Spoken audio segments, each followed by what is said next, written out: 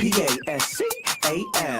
You are now rocking with that dude Pascal. We be going wild, Haitian in the building, so original. Got the haters catching feelings. Get your hands up to the ceiling and keep them held high. Cause St. Louis isn't ready. Forget about it, goodbye. Hold on, we just saying hi. Five somebody, rise up weekdays. Catch us live, somebody. Let's go. Good morning. Good afternoon and good evening, everybody. Welcome to the Pascal Show. Hopefully y'all are doing well out there. Hope your weekend was good. I hope it was wonderful. Mine was insane and very, very busy, but I'm happy to be here with you guys. And, talk about all this stuff that's been going on. We are still on Decision Watch. We are still on Decision Watch, which is still very, very interesting. But again, let me just say this, of course, got to say this every show, because some of us need to remember this. So hopefully this show finds you in good spirits. Before we get into the whole convo about what we're talking about, let me just say this, because this is important, especially as we start to march into the holiday time. It's the holiday season. Skloopy-doop, a hickory dock, all that crap, okay? Let's not forget, another day above the dirt is always a blessing. Let's not forget that. Let's not forget that. Another day above the dirt, 'tis always a blessing.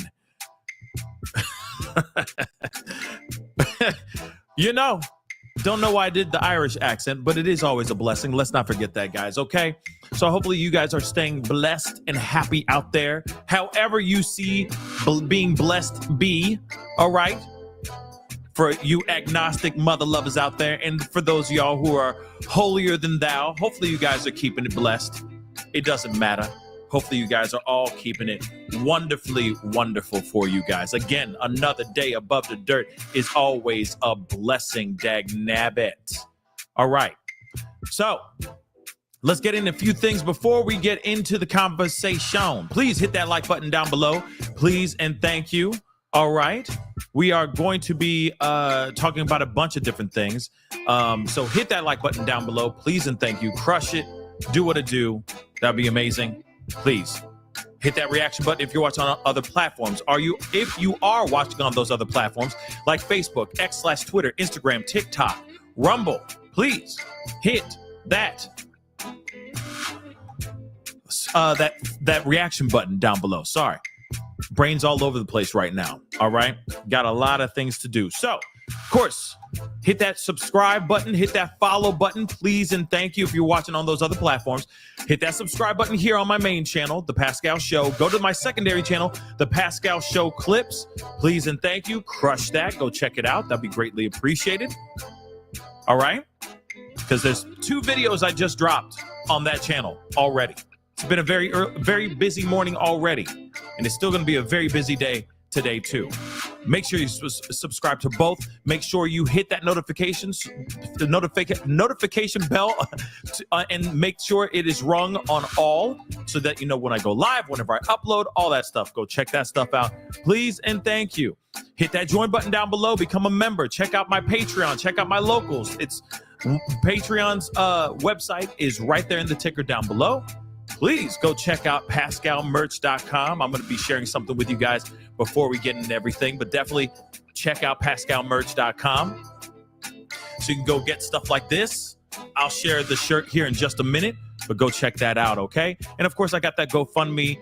Still got this holiday show that I'm putting together right now as we speak. Check out the GoFundMe. The link is in the description box down below. Check it out. That'd be greatly appreciated. Okay, guys.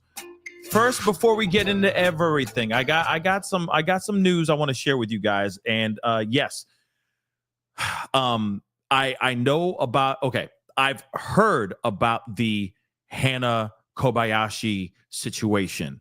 I don't know the case. I still don't know the case fully. I will be looking at that when I get some time.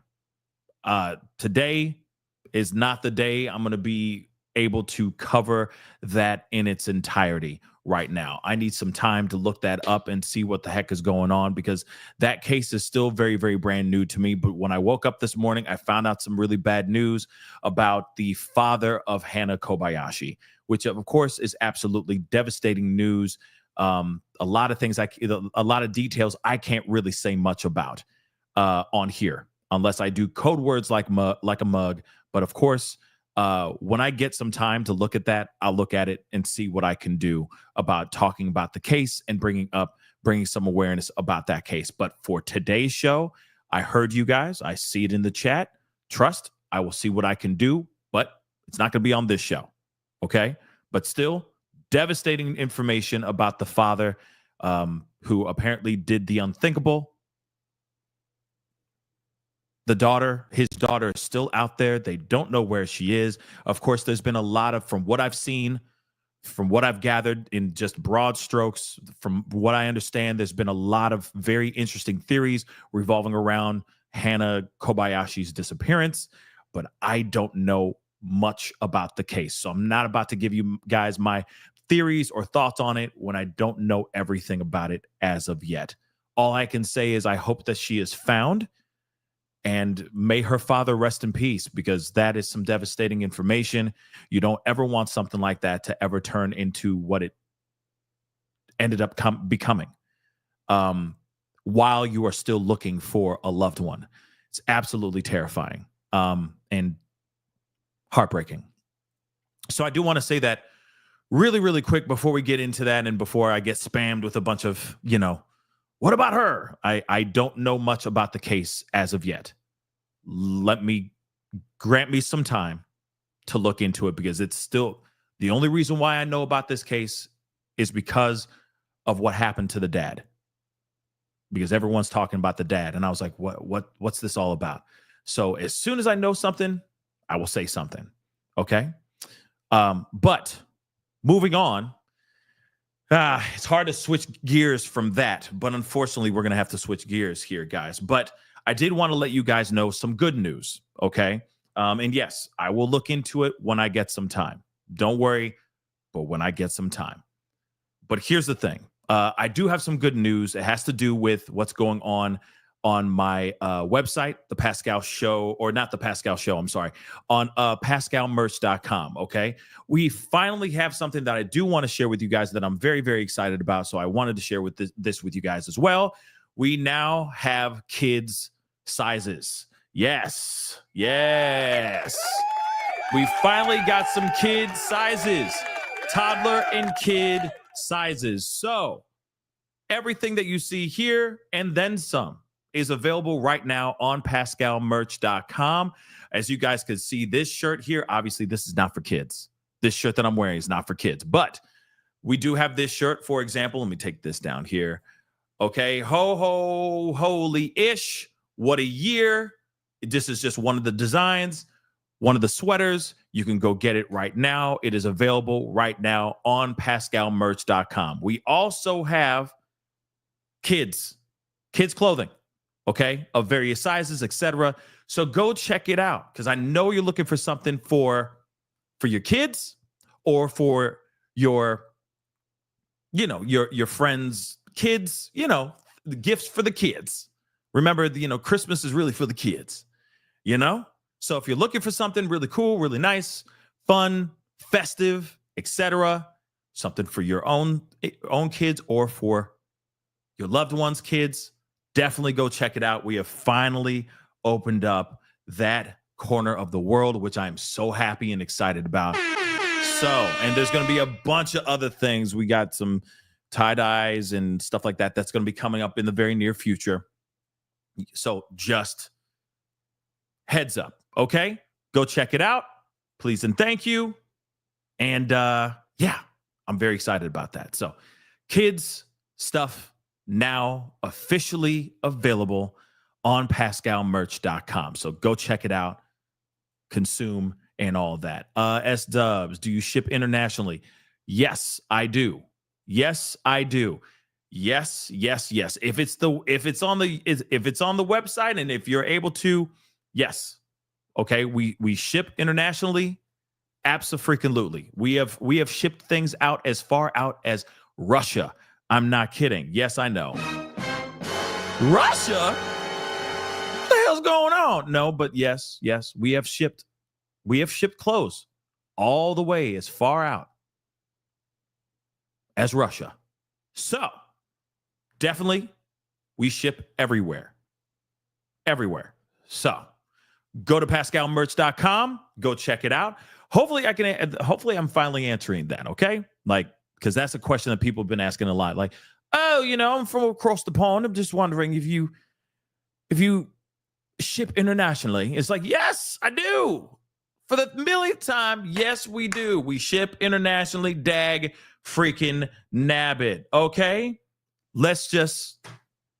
Okay? So you guys know, we ship internationally. Go check it out. Check out the stuff. Make some things happen, and we'll do our thing there. Okay? That's what we're gonna do. All right. One thing that I need to do really, really quick. Hold on 1 second. 1 second.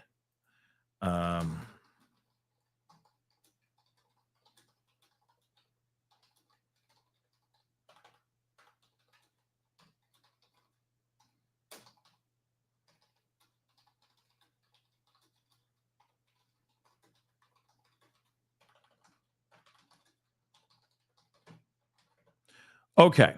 Let us get into this because we got some things. We got a lot to do, and not a whole lot of time to do it, guys. Okay. Because this morning is a bit of a tight show for me. Okay.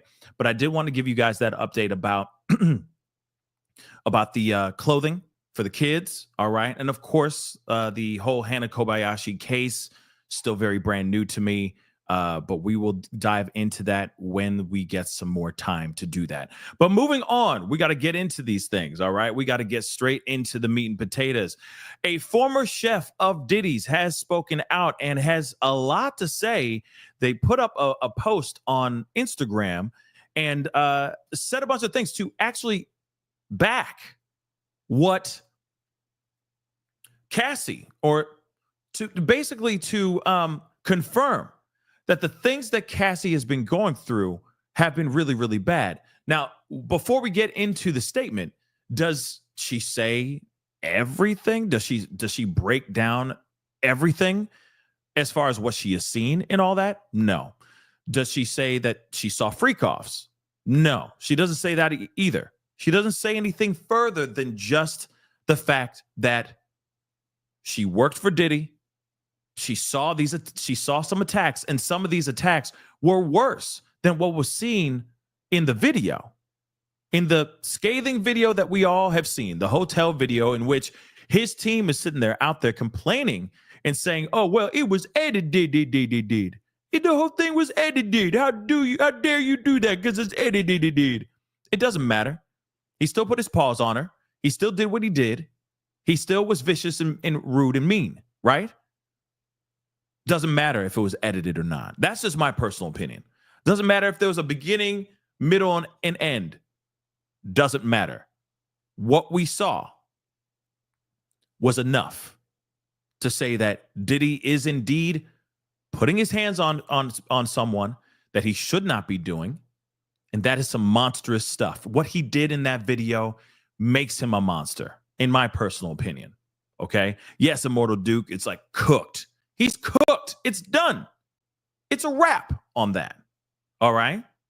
But still, nonetheless, his team went out of their way to say, well, it was edited. How dare they? It was edited. Okay. Doesn't change anything. But now, his former chef, by the way, this is a completely different chef because a while back, there was another chef that filed. If I'm correct, I remember another chef stepped forward and said that he was making her serve him food while he was like in his birthday suit or while he was in the act of having meetings in his bed. You know what I'm saying? Serving him food whilst mid-coital. You know what I'm saying? Mid-thrust. He's just eating some scrambled eggs. Now damn. See, now I think about the raw hard-boiled egg. But you know what I'm saying. All right? Just nasty. All right? Nasty, nasty, nasty, nasty stuff. But this is a completely different chef that has now stepped forward and has spoken out. So let's take a look at this right here. So, of course, it says Diddy's former chef says she's disgusted that he's claiming the video, the Cassie video that we all seen, was edited. There were worse attacks. This is what she says. So let's take a look at the full statement here. So she says, and this is Jordan Chaton. I don't know how to pronounce that last name. No disrespect, but Jordan, okay? This is his former chef, another completely different chef, by the way. Seeing Cassie be re-victimized in the press, on the blogs, and through that disingenuous quote-unquote apology throughout the past year, over and over again, has been truly disgusting to see. I cannot, in good conscience, remain silent. He was physically attacking her for a long time. These are facts. To say that video was edited, knowing there were worse attacks, is truly sick. It's unconscionable. I have shown Cassie support privately on my stories and in other ways. Today, I felt it long overdue to show my support on my main page as publicly as I can. I'm using my platform to stand up for her. I stand with Cassie and all DV victims, survivors, and those no longer with us. Now, first off, obviously, I will say, okay, good on you for standing up, standing up for what you believe in, standing up on behalf of Cassie. But it's also crazy that she's sitting here saying, I've been there. I seen it.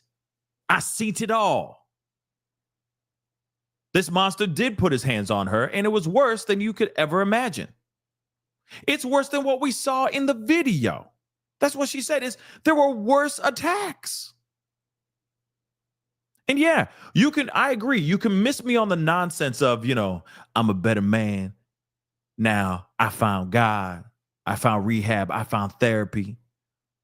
I'm just a man. I ain't perfect. I'm trying to get better. All this BS, right? And then also you can miss me on the nonsense of what his team has been saying. Now you see the reason why they had this. It was a completely consensual relationship. You think consensually she said, yeah, go ahead. Attack me. It's fine. Go ahead in the video. Put your feet on me while I'm down. Go ahead and attack me that way. Go ahead and chase me down a hotel hallway as I'm trying to seek refuge and trying to find safety from the clutches of you. No. I consented to you chasing me down the hallway and hitting me and attacking me in the way that you did. It's totally consensual, right? Then on top of that, they say, because it was because of the substances. It was because of their addictions and that they had such a toxic relationship. Oh, okay. Sure. That's a good one. That's a new one for me, y'all.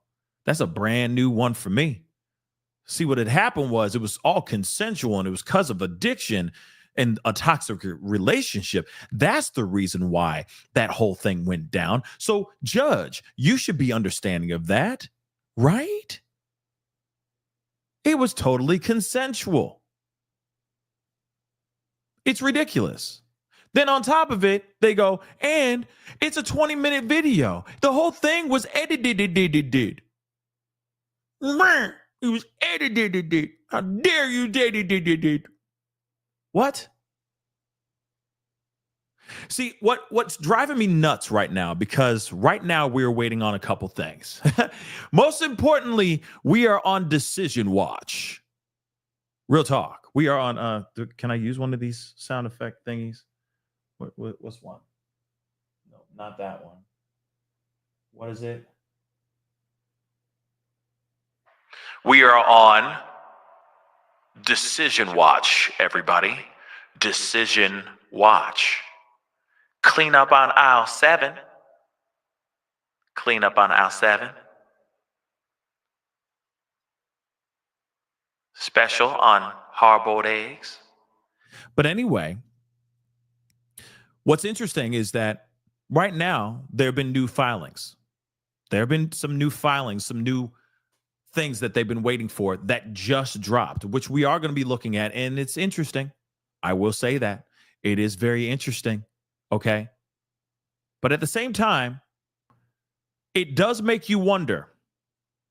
I gotta do this real, like, someone make this make sense. Why is the judge even remotely thinking about it? Now, I understand some of y'all are going to be like, well, it's the law and it's justice and all that. We got to let it do what it do, baby. I get all that. And you know what? Do your thing. Do your thing. Have your fun with that. But my own guttural reaction to this whole thing is, why is the judge even remotely thinking about this? This man is dangerous. This man is clearly dangerous.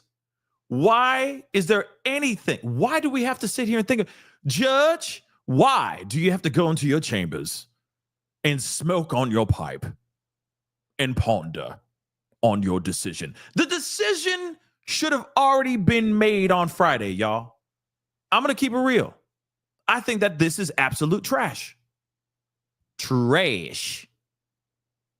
Come on, y'all. Come on. The decision should already been made. But now he's asking for new filings, for new paperwork. That stuff just came in about an hour ago. All right. We have the paperwork, which we are going to be looking at here in just a minute.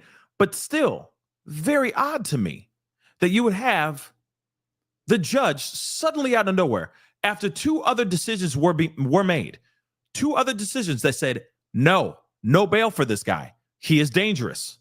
The government, the feds, clearly presented a strong argument on why he should stay locked up.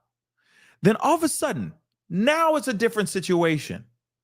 Now it's a completely different breakdown. No. I need to think about this now. What is there to think about? He's got PIs. It hasn't been confirmed, but this is just my own assumption. Yes, maybe I'm wearing my tinfoil hat, but I really do think that somebody through his people, through him, is paying private eyes to go to other content creators' homes and knock on their houses and say, hey, who are you working for to talk about Diddy? And can you be bought? Can we change your narrative so that we can get a better look for Diddy out here? That's just the sprinkles on the whole Sunday of effery that's going on. Real talk. He's already been alleged and apparently caught on audio getting in contact with other people to see if they can go and get in contact with these witnesses and these victims as well. Again, how is this person going to be able to be living in an apartment in New York on bail? If he's able to do what he's doing right now while being locked up, God only knows what he'll be able to do if he's set free in New York in an apartment. Oh, let's not forget this part too. Oh, this is the part that's the most insane part in my mind. This does not make any sense, okay? First off, okay, in my mind, I'm like, okay, maybe we could do something where he's in an apartment, right? And he's cut off from internet that we know of, and he has no access to anything except, being able to get onto a computer with no internet connection whatsoever, which would be a very, very interesting thing to see how they can accomplish that from the diddler, because he has been very, very sneaky. All right. But let's not forget this other part here, too. Let me just say this really quick. Do you know that the security that would be watching over him for the 8 months until his actual trial, guess what? Oh, he's paying for them. So the security guards that will be watching him will be under his payroll. Make that make sense. Make that make sense. That instantly makes me think, oh, hell no. Oh, hell no. You do not let this man out. Come on, y'all. Don't let this man out. That's idiotic. That's idiotic. Then also on top of that, he shouldn't get a computer. I know some of y'all be mad about that too. But he shouldn't have 24-hour access to a computer. He should only have access to the computer whenever he is being watched, period. So if he goes and he lives in this apartment, 3-bedroom, it's nice, and he has his security, you really think that they're going to be watching him 24/7? They're under his payroll. He is the boss. So he has control over his own. This is so stupid. So what is there to think about? Judge? What is there to think about? Which is weird. And I'm telling you right now, if this judge says, yes, the appeal has been granted. First, I'll be shocked. Second, I'm thinking, dude got paid. I don't care anymore. If he gets the granted and he's like, yep, let him go. Let his ass be. Yeah. Let him have a security that's watching over him the entire time. Yeah, he can stay in this cushy apartment in New York. 3 bedrooms. It's nice. Sure, he can have computers, but he can't have access to internet or cell phones of any kind. You really think that his team that he's paying for isn't going to try to accommodate him as best as they possibly can? Instantly, those people have a bias. Instantly, that security team has a bias.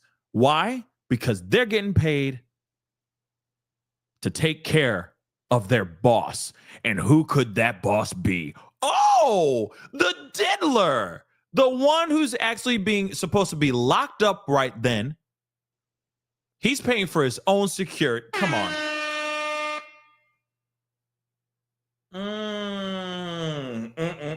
Okay, let me breathe a little bit. But you realize how ridiculous that is, right? Like, I feel like I'm watching a farce or a really, really crappy, like Night Court, but like crappier. Night Court was fire back in the day, but I'm just saying, okay? It's like Night Court, but all over again, like not funny.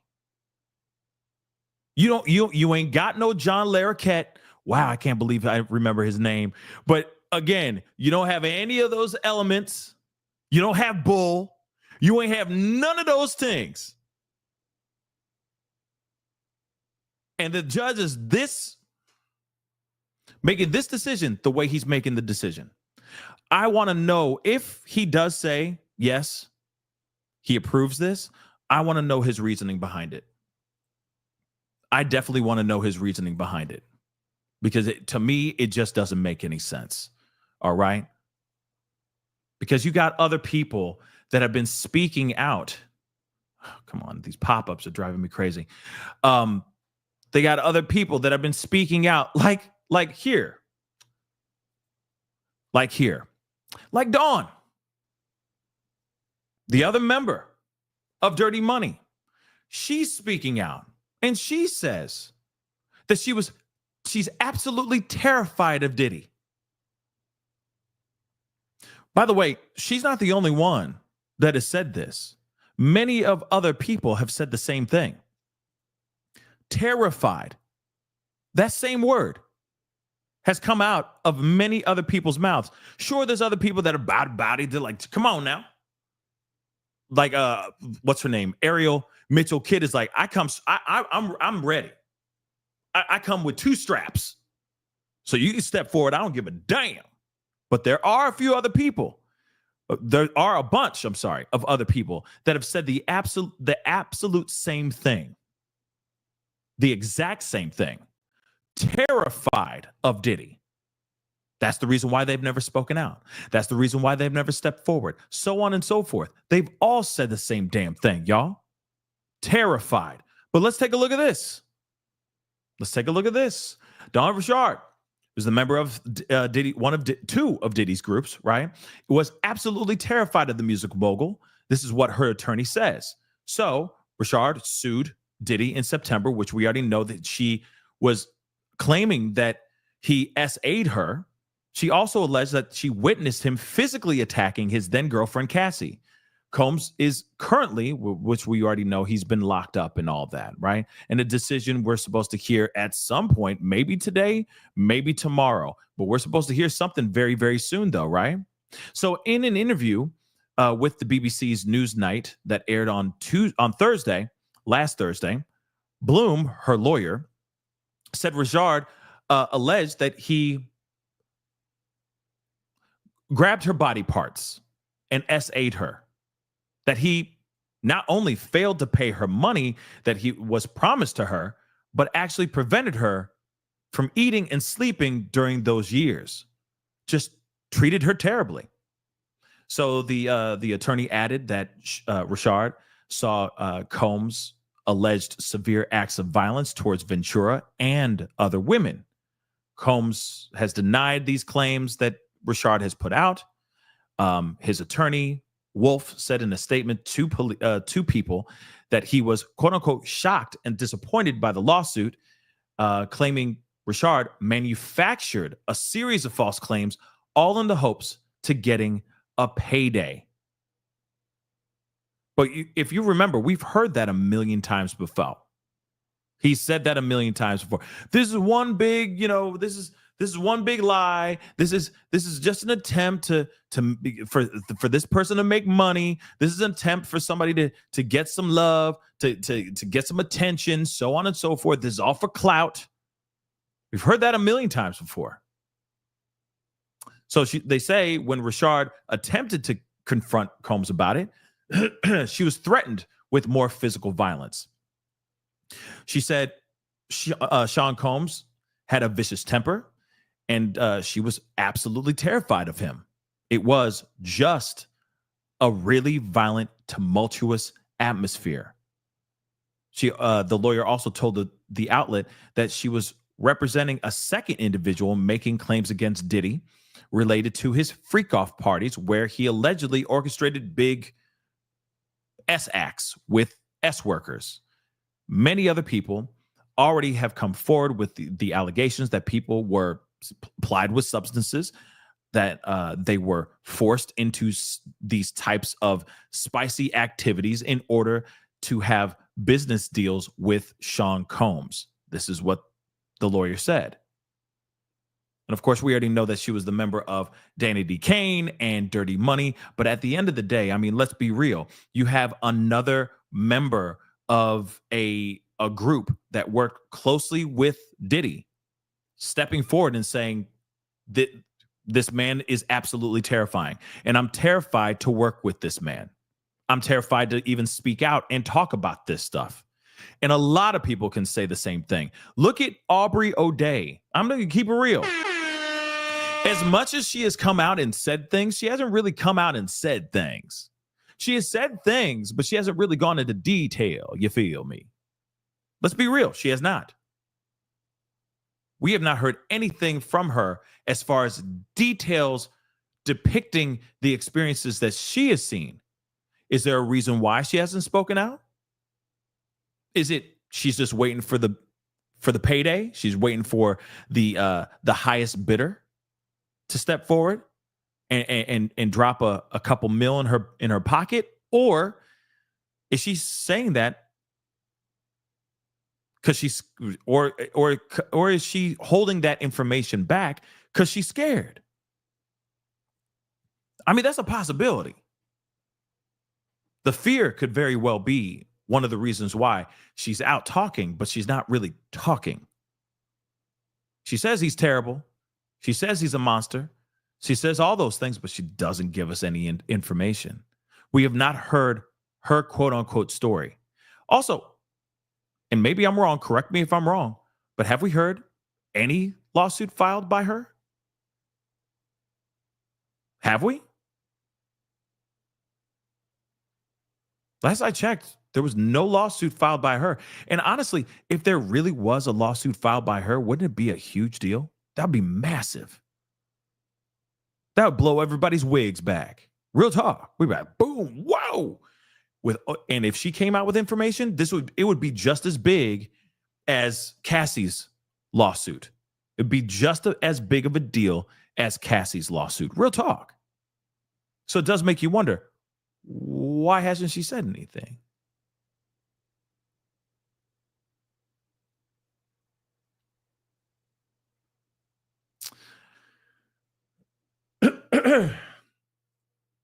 So something to think about. And Jonathan, you ain't wrong. Diddy can reach people via third party. He's got reach and influence. Abso-freaking-lutely. He's doing that right now while he's being locked up. But one thing that's very beneficial about that is that they have some sort of surveillance over him. They may not have everything, but they have a good amount of surveillance over him. Now imagine if he goes and stays in an apartment and he's only allowed to call certain people on a cell phone and all that stuff. He's not allowed to have internet, yet he's going to have internet. He's not going to be allowed to talk to everybody. He's only going to have a certain list of people that he's only allowed to talk to, on the phone. Watch it not be that list. Watch him call a gang of people. The only difference this time is that his stuff is not going to be listened to unless they have some way of hooking that kind of situation up so that anytime he makes a phone call, they have recording start. But I doubt it. I highly, highly, highly, highly doubt it. You know what I mean? So we'll see about that. But at the same time, though, this is very interesting. The fact that we have not heard a verdict or a decision yet from this judge. And this judge, I mean, shoot, this should be a cakewalk. This should be so easy. But I'm telling you right now, if his security team is paid by him, man, that is some financial privilege like a mug. That is financial privilege like a mug. And again, just because he has influence, he has a great amount of influence while he's locked up. So imagine that while he is holed up in an apartment in New York City with a security team that he's paying for. Come on. It's comical. It's laughable. So that if he does hop on a plane and fly off, man, all I'm going to say is everybody going to be looking at that judge weird. Everybody going to be looking at that judge weird. They're going to be like,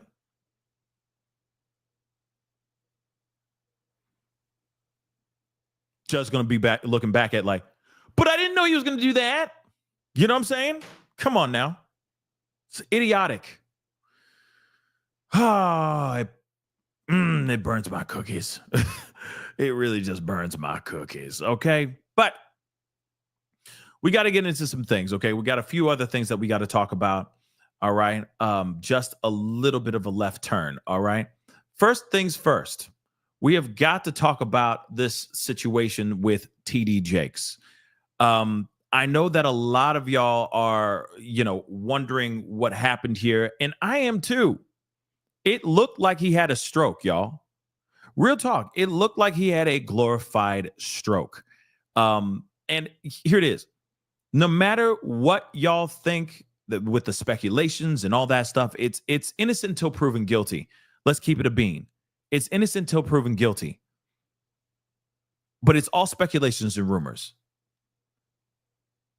And we need to be respectful.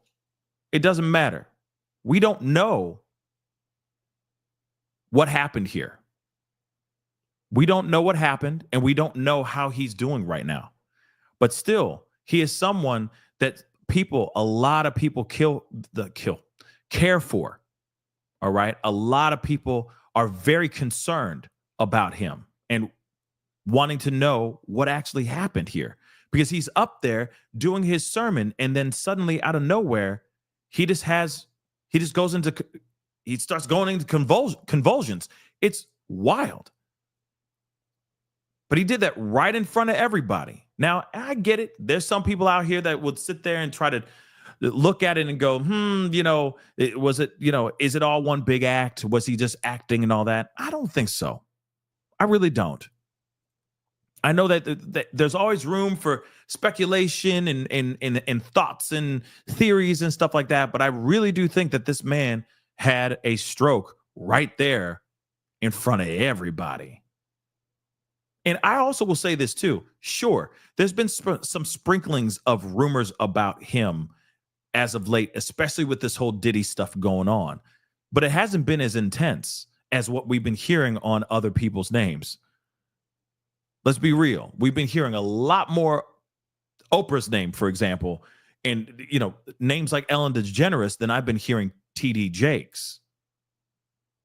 So, in my thoughts, what happened here is devastating.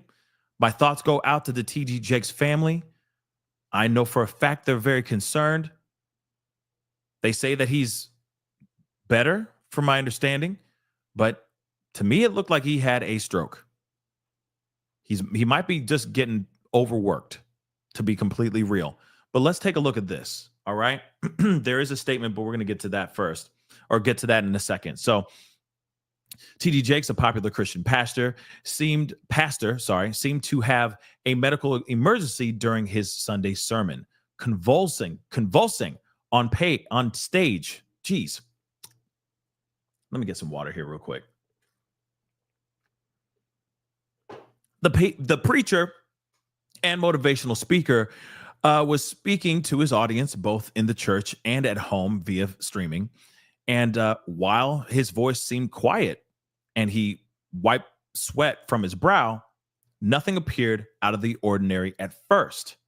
Then they say, check out the vid, which we do have a clip of the vid. We're going to take a look at that in a second. Jakes suddenly stopped speaking, letting his hands fall to his sides, and he begins to shake. Several people from backstage rush to his aid, and the stream cuts out.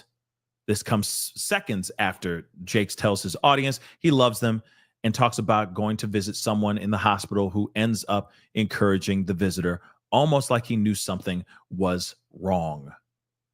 It was unclear what exactly happened to Jakes. We've reached out to his camp for more details. So far, no word back. If you don't know Jakes, he's a senior pastor at the Potter's House, a mega church based in Dallas, Texas. Jesus. He's written a number of books on religion and self-help, which we already know. And of course, if you don't know who TD Jakes is, then you're sleeping under a rock for real. All right. And of course, if you don't know Swallowed Up, then that's him as well. All right. But there has been an update. All right. Jake's church, the Potter's House in Dallas, just released a statement writing the pastor experienced a slight health incident and received immediate medical attention. He is stable and under doctor's care, which is great, which is fantastic.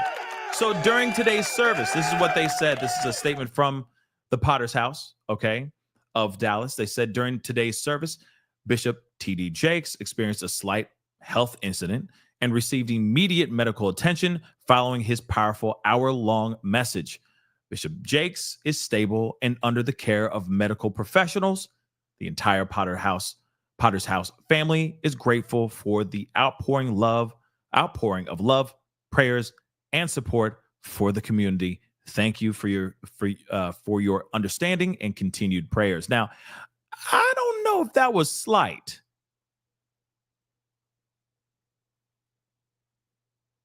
I don't know if it was slight. Yeah, Today is a funky reading day for me today. I don't know why, but still, TD Jakes, slight health incident. Slight? Okay, hold on. We got some footage. We gonna look at the footage. We can't not look at the footage. So let's do that, shall we? I think this is it. Yep. Let's take a look. Let's take a look at this.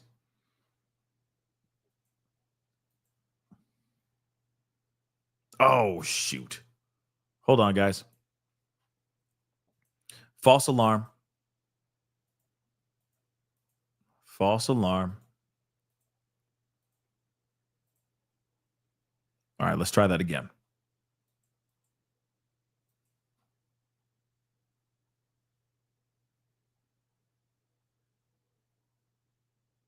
Oh, there's no sound on this, I guess. Hold on. I thought I had this with sound. Hold on. Uno momento, por favor.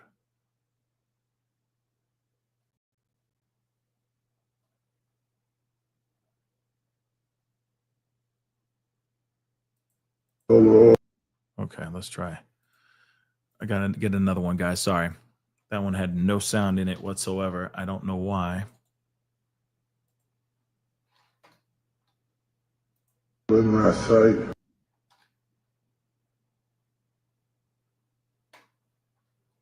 Let's try that one. In my sight. Oh Lord, my strength, my Redeemer.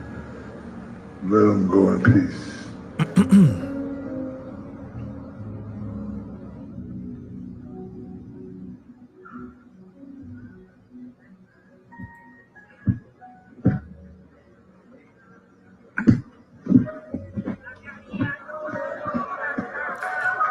I'm sorry, y'all. That is not slight. Sorry. That is not slight. All right. That is definitely not slight. But let's continue on.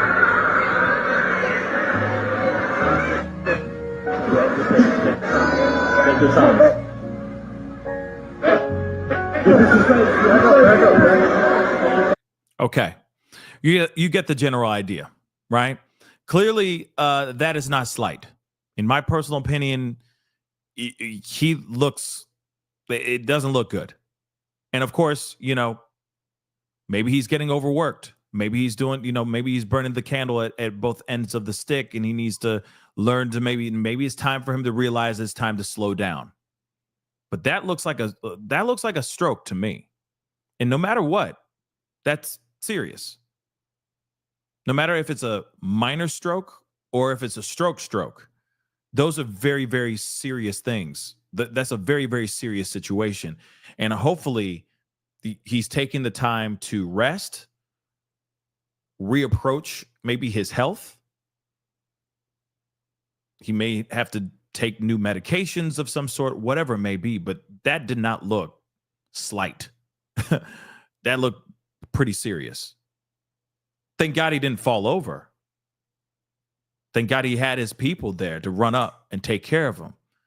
But on some real stuff, I've seen other people try to make fun of this and laugh about it and all that. And in my mind, I'm like, this is a person that it doesn't matter. He is touched spiritually, connected with so many different people. And there's a lot of people that admire, trust, and love this particular person. And all the things that are being said out there are all those rumors and stuff. It's all rumors. We have no facts as of yet. And so I think, like I said, I think that there's a time to, there's a time to be serious, and then there's a time to crack jokes. But especially when it comes to something like this, and you're seeing that like right there in your face, it's terrifying, because, he's somebody's father too. That's just what I think, so I'm hoping that he has a swift recovery so that he can come back to his church, come back to his congregation, and keep preaching the way he's been preaching, just to be completely real. But family did speak out some members of the Potter's house did speak out, so I wanted to share that with you guys as well. Let's take a listen. Hey, family. Hey. I know that today's been an interesting day for us. A tough day. But we didn't want to lay down without giving you all an update about how everything is going with Bishop. We want to thank you, first of all, for your prayers, your support, your concern. It's truly been a blessing. Yeah, we felt those prayers. Obviously, today could have been a tragic day, but it wasn't. By the mercy of God, by the grace of God, Bishop is doing well. He's recovering well. He's under medical care. He's strong. We're trying to get him to sit down. He's the strong bishop that we know, but we really can't thank you enough for your prayers, for your intercession, for all your kind words, and keep it up. People are asking, what can we do? Keep praying. Keep encouraging. It means a lot to our family. Yeah, I'm so grateful that he's already beginning to improve. And I think it's just a reminder, even going into this holiday season week, to love on the people who you hold near and dear, and just take the time to be grateful for all the people God's given you. Thank you. We love you. Appreciate you. Okay. And again, I'm hoping that what they're telling is the truth. I'm just gonna say it, like, oh yeah, we were trying to keep him sit down and all that. Maybe he wasn't. I don't know. But of course, I feel like they want to keep people's spirits high. They still want to keep people, they don't want people to worry. They don't want the congregation to worry. They don't want to, anything to be added to this whole thing. But at the same time, I think that this is a situation where, I just, again, I think that all we can do is just let him heal, let him rest, because it clearly sounds like this is a situation where he just needs time to rest. So I'm hoping that he's okay.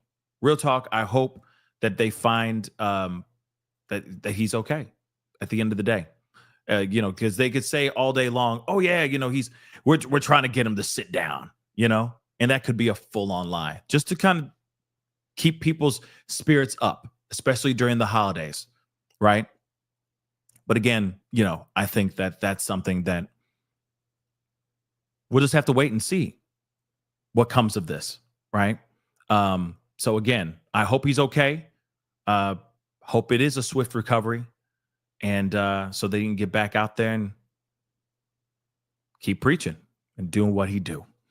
But moving on, we got to get into this because, of course, I wanted to make sure that those things were brought up.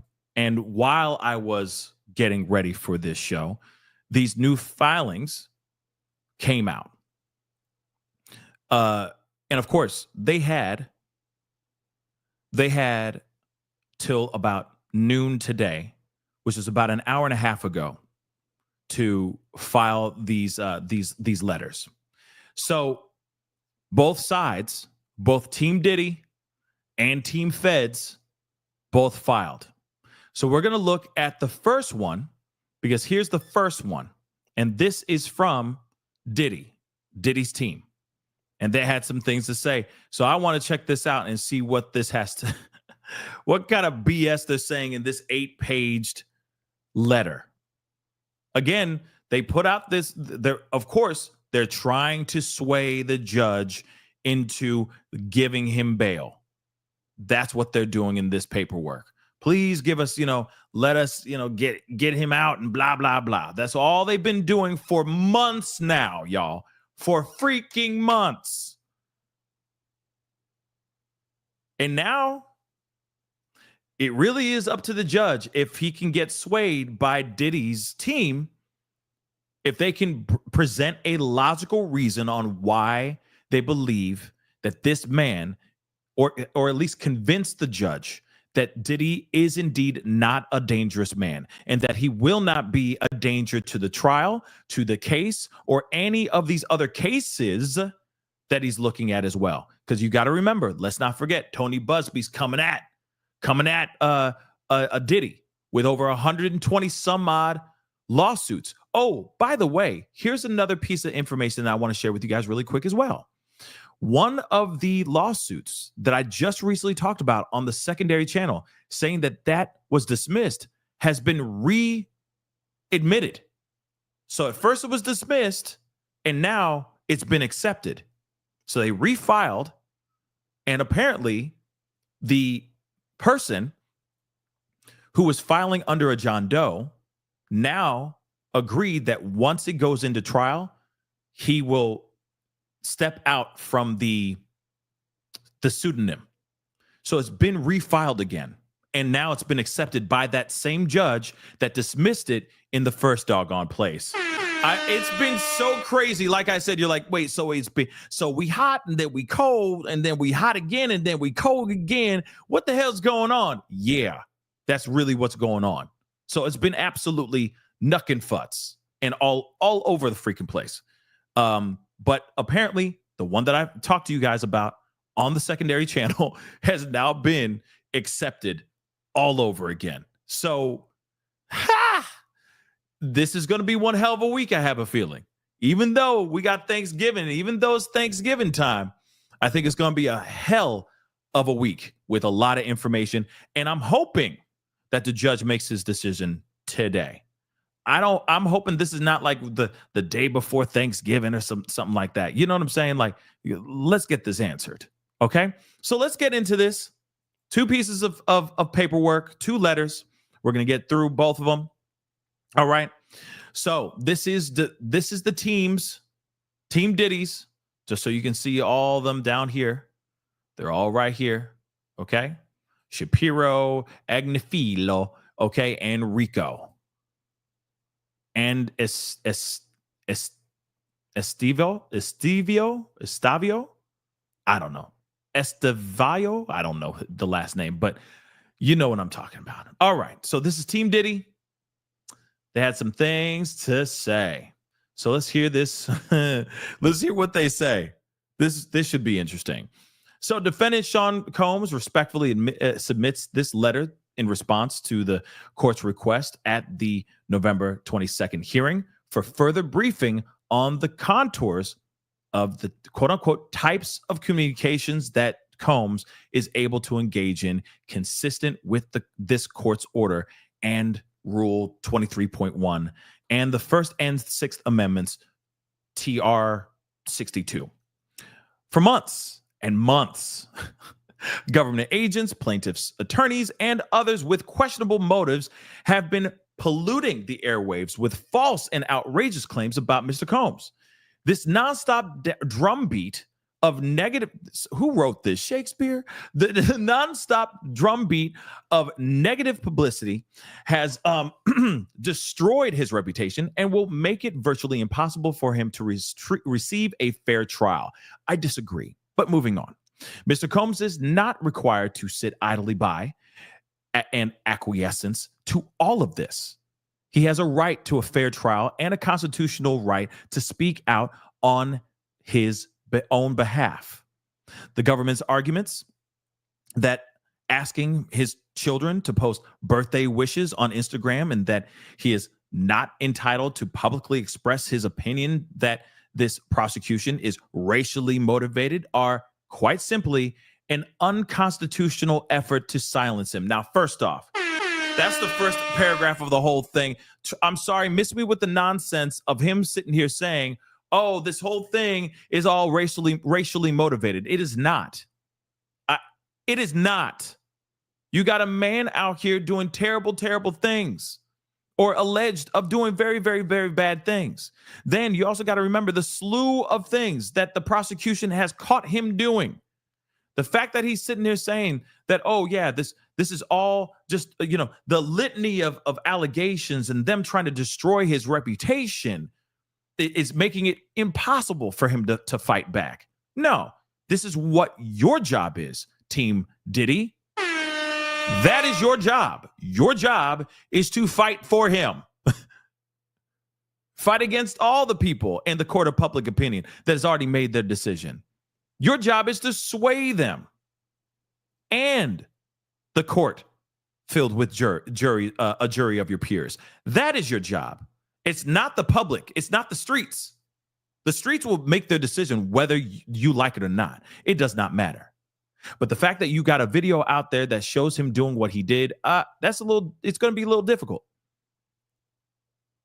It's going to be a little difficult for people to believe Diddy anymore. His brand was damaged when he decided to go up there and put his paws on Cassie in a hotel. And then some. Let's not forget that. All right? His reputation is damaged. Okay? So damaged. Moving on. Mr. Combs, quote unquote, sought only to stop a wave of publicity he perceived as prejudicing potential jurors and injuring his reputation in the community. So moving on, his communications directed at the public are protected speech under the First Amendment and cannot justify denying bail or indeed preventing him from engaging in constitutionally protected public relations efforts so long as they comport with the carefully tailored legal limits imposed by the controlling authorities described below. Okay, so Mr. Combs' communications regarding potential public statements and social media posts constitute speech protected by the First Amendment. Okay, here we go. The most damaging scrutiny applies when deciding the issue. So they cited some Trump stuff. Oh, this is going to be interesting. So in U.S. versus Trump, the D.C. Circuit assumed without deciding that the most demanding scrutiny applies to pretrial speech restrictions on criminal defendants and that only a significant and imminent threat to the administration of criminal justice will support restricting defendant speech. The court considered but rejected application of the less extracting, quote unquote, substantial likelihood of material prejudice standard articulated in this particular case, which considered a professional disciplinary sanction on a criminal defense lawyer pursuant to an ethical rule. This particular case's standard relied in part on lawyers' special duties and rules as officers of the court. See this particular filing. And the Supreme Court has never decided what standard of review applies to a criminal defendant's own speech. Because Mr. Combs is, quote unquote, a criminal defendant and is, quote unquote, presumed to be innocent, he has, quote unquote, a greater constitutional claim than other trial participants, including counsel, to criticize and speak out against the prosecution and the criminal trial process that seek to take away his liberty.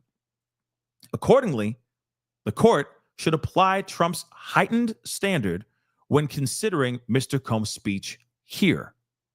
For the same reasons, Local Criminal Rule 23.1 and this court's gag order, which employs the quote unquote substantial likelihood formulation, is only enforceable to the extent it withstands Trump's higher level of scrutiny with respect to the speech at issue. Although, to be clear, as explained at the November 22nd hearing and infra, the communications at issue would not violate the court's order or the local rule anyway. To the extent the government disagrees as to the standard, it is no response to rely on this particular trial's observation that the speech of those participating before the courts could be limited because of a supposed distinction between participants in the litigation and strangers to it. The argument is most apt when applied to those who voluntarily invoke the court's jurisdiction. But defendants are involuntarily present and thus cannot be said to consent to a restriction of their own speech. All right, so have a blah, blah, blah. Indeed, a criminal's defendant awaiting trial in a controversial case has the full power of the government arrayed against him and the full spotlight of media attention focused upon him. It's interesting because he's like, yo, I want you to say, he should be able to speak however he wants to speak. If he wants to talk about these things, he should be able to talk about these things. If the media is able to give out information and paint him in a bad light, he should be able to put out some information or speak or defend himself on his behalf, because that is his First Amendment right. I mean, I see that to a certain extent, but that's not the only reason why they're trying to keep him locked up. Let's be real. That's not the only reason why they want to keep him locked up, y'all. It's not because he's on social medias and having a birthday cake with his kids. No, there's more to this. And one thing that sucks about it, but these are the breaks, is someone who is, if you're locked up, that's the part of being locked up. Certain freedoms are taken from you. Certain things are taken from you. It's called being locked up for a reason.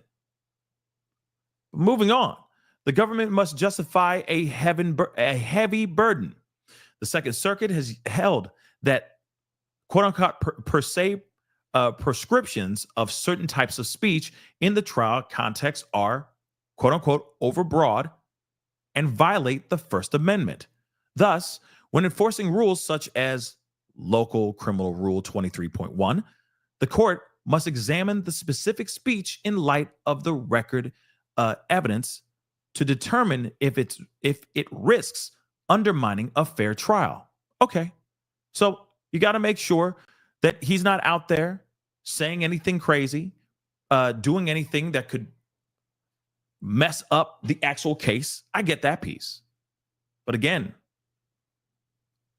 I think they're just trying to show proof positive that this man is busy trying to thwart the case, indeed. And I think that there are people, let's not forget Kalina Harper, and I'm sure there's other people out here that are getting thrust out into the conversation just so that they can throw off the narrative on Diddy's behalf. Let's not forget that. Let's not forget about Kalina and her getting paid. She got paid, y'all. So Local Criminal Rule 23.1, general categories of presumptively prejudicial speech are not dispositive of the question. Regardless, as explained at the hearing that we just saw on Friday and further infra, the communications at issue do not violate the rule. The party seeking to justify a speech restriction bears the heavy burden of demonstrating in advance of trial that without prior restraint of a fair trial will be denied. The record must show the specific words. The record must show the specific quote unquote words have an extraordinary power to undermine or destroy the efficacy of the criminal justice system. It must establish the imminence and magnitude as well as the high likelihood of harm to the court's core duty to ensure the fair and orderly conduct of a criminal trial and its truth-finding function. The court's findings must appropriately be grounded both in record facts and common human experience, where risk of prejudicing the jury pool is at issue. The record must, quote unquote, establish a nexus between the speech and the potential for prejudice to the jury veneer.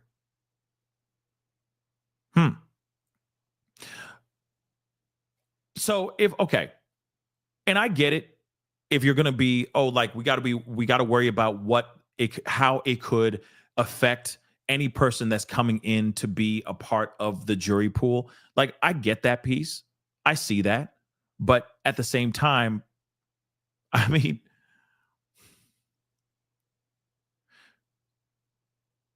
okay, let me just say this real quick, before we continue on.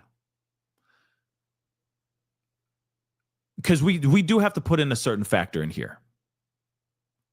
This is indeed already a very steep uphill battle for Diddy and Diddy's team. Let's keep that completely real.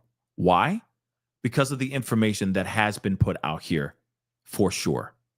Yes, all the information that's been out here that we have seen, all the allegations, all the lawsuits, the video of Cassie, the lawsuit of Cassie's, which is that's the first crack in the dam, right? That's the first real crack in the dam. And then everything else just came in, and now it's just been one big ass tidal wave of allegations and lawsuits. All right. But yeah, there's already tarnished the jury pool has been tarnished already. Yes, I think we can all agree on that. Everybody and their mama knows about this Diddy case because it is wild. It is a massive, massive, massive arrest. So it's going to be very hard for them to find anyone that doesn't know anything about Diddy or about his arrest or about any of these things that have been coming out. But at the same time, you got somebody who's out here or, in there trying to pay people off. That's a massive difference in comparison to a judge. I'm sorry, not a judge. I'm sorry. The feds coming out with information that is smoking gun evidence, showing guilt. Sure, that smoking gun evidence is bad, but it's the truth. You have Diddy putting out things that are not true, that are lies. You have Kalina Harper saying certain things, speaking against Dawn, speaking against the people that have stepped forward. She's lying. And it's clear, as what the feds have found, they found out that she's getting paid. She's getting paid to lie, to do all this stuff. So for me, when you hear these certain things like what his team is saying, yeah, it makes sense. But at the same time, this does not apply to the diddler. It does not. It does not apply to Diddy. It doesn't. It'd be a completely different situation if he was finding ways to put out information or put out videos that were actually true. But that's not actually what's going on. He's trying to reach out to people and putting out certain things, trying to change the narrative. He's trying to lie. That's the massive difference. This is not hey, I got evidence of me being an innocent man. They have not shown any footage of them showing that he's an innocent man thus far. His whole approach so far has been nothing but trying to cover up his own tracks. Why would someone who is presumably trying to put out here that he's innocent, why would he go out of his way to try to cover his own tracks? If he's innocent, you're just going to let the chips fall where they may. And then you'll fight by using proof with your team. But that's not the case.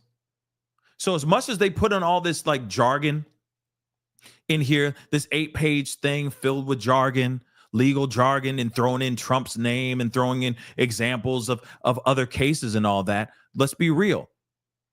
That's not what he's doing.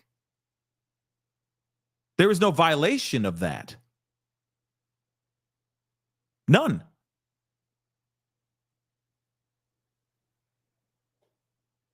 So this is, like I said, just ridiculous. But let's continue on. Let's continue on. Okay, in making these determinations, the court should consider, quote unquote, such factors as the speeches, phrasing, timing, setting, and meaning. Actually, you should be doing the same doggone thing, Team Diddy. All the speeches, phrasing, timing, setting, and meaning that he has been putting out here. Come on, I could throw that right back at you. I could throw that right back at you, baby. Let me tell you, you ain't telling the full truth, baby. Just saying. You're paying people off. You're having them put out things saying, "Oh yeah, I wasn't, my name's Bennett. I ain't in it." That's her truth, but I'm not there. I wasn't there. I didn't see that. Yes, I was part of that group, but I wasn't there. Miss me with the nonsense. Moving on, the court should also consider the forms of media at issue and their circulation as, quote unquote, the mere presence of extrajudicial comments in some forms of media does not by itself establish the potential for prejudice of the jury veneer without a more thorough examination of that potential. No restriction justified in part because, quote unquote, there has been no showing of what percentage of the jury pool even reads any news outlet or other source through which prospective jurors might be exposed to pretrial publicity. Well, I mean, that's the risk you're going to have to take. But that's the risk you're going to have to take. And that's the same thing with the feds. If things leak, if things get out, if you guys keep putting out filings, I mean, shoot, letters, filings, etc., motions, you don't think people are going to read them? You don't think I'm going to read them? You don't think we are going to look at those and comb through them and analyze them and examine them? Come on, y'all. So the speech at issue does not risk undermining a fair trial. Okay. The government cited examples of Diddy's speech did not even come close to the quote unquote side of the line that's improper illegal conduct. Rather, the examples concern core protected speech. So the government argues that Diddy's children's social media posts showing them gathered to celebrate his birthday, evidence obstruction, and violate the court's gag order. The government further argues that statements that Mr. Combs is revolutionary and that the prosecution is racist could be obstructive, while the government conceded that a PR campaign or a marketing strategy is objectionable.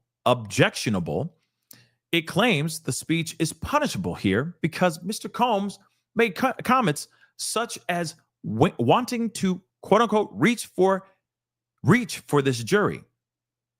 I just need one. That's what I guess it was in the transcript. All right. In other words, the government argues it is the defendant's stated intent that he wants to influence the jury that is problematic. All right. So they're quoting from their previous filing. So the cited examples do not even remotely implicate the types of possibly prejudicial speech that courts have previously considered. This is not, quote unquote, speech about witness testimony or cooperation that imperils the availability, content, and integrity of witness testimony. Nor does the speech target known or reasonably foreseeable witnesses concerning their potential participation in the criminal proceeding. Moving on. Mr. Combs did not make public statements in an attempt to discredit testimony for the prosecution or make evidence available to the news media.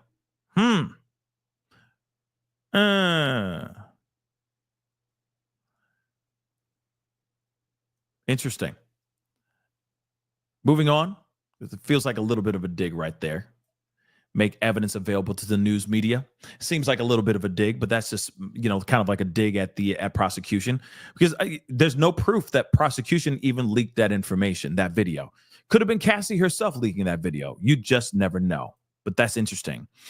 The speech does not concern any attempt to publish court-ordered discovery. And this is not a case where the party's expression was itself obstructive, nor does the speech involve other sensitive considerations that have justified restrictions, such as the publishing of minor victims' images or content likely to inflict public ridicule and embarrassment on victims. See, now the thing is like, I keep wondering if they're ever going to be putting out information that's going to be something solid for them. Because I have yet to see anything that's been solid. Let's not forget, even the moment where, remember, there was a moment where they said, hey, you guys have attorney-client privileged information. When he wrote legal on the top of those pieces of paper on that notebook, you should have known not to touch that stuff, right? And then what happened? Judge said, wait a second, that's kind of weird because it doesn't show it in the photos, but it shows you have it right here in my face and I see it written on the top. So how did they get photos with it not being written on there and suddenly it's now written on there? Can you explain that, defense? And defense tried. They tried that, but it didn't land. In fact, they're still having they're still going to do a decision, a ruling on that situation because they lied. Defense lied. Diddy's team lied. We have yet to see them present anything, in my personal opinion, that's been solid. That could sit there and go, okay, they got a point. All right, then you got a point there. We're going to stop. We're going to stop. We're going to stop. We're going to pivot. That's what we're going to do. We're going to pivot. That's not what they did. We have yet to see them present anything that's been solid. Have we not? This is the reason why I look at this like they're so concerned about the video, this social media post. It's more than the social media post, baby. It's more than him sitting there going, well, I gotta get at least one. I have to throw off, I gotta get the jury to be on my team. That's what they all say. That's what every single person who's fighting for their innocence says. Absolutely. If I can get one of them to plant that seed of reasonable doubt in their mind, man, I could, then anything's possible. Then I could get out of here free. Fine. But we ain't talking about a birthday cake and social media post. We're talking about more than that. And yet we have yet to see them presenting anything that has been solid. Solid as a rock. Have we? So like I said, they're sitting there going, well, the social media post, that's just a violation. Like, come on. Come on, man. Give me more. Give me something more, because this is not adding up for me. Sorry. It's just not. But let's continue. Moreover, the speech at issue does not come near any of Local Criminal Rule 23.1 categories of presumptively prejudicial speech. It does not concern information likely to be inadmissible at trial. Blah, blah, blah, blah. Nor does it concern the identity, testimony, or credibility of prospective witnesses. And it falls far short of any type of threat likely to risk prejudicing the trial. All right. So, of course, they said Mr. Trump issued a warning. If you go after me, I'm coming after you. And targeted grand jury witness by stating he, quote unquote, shouldn't testify, that he was a failure and a loser. Okay. His speech falls on the opposite side of the line and is clearly protected.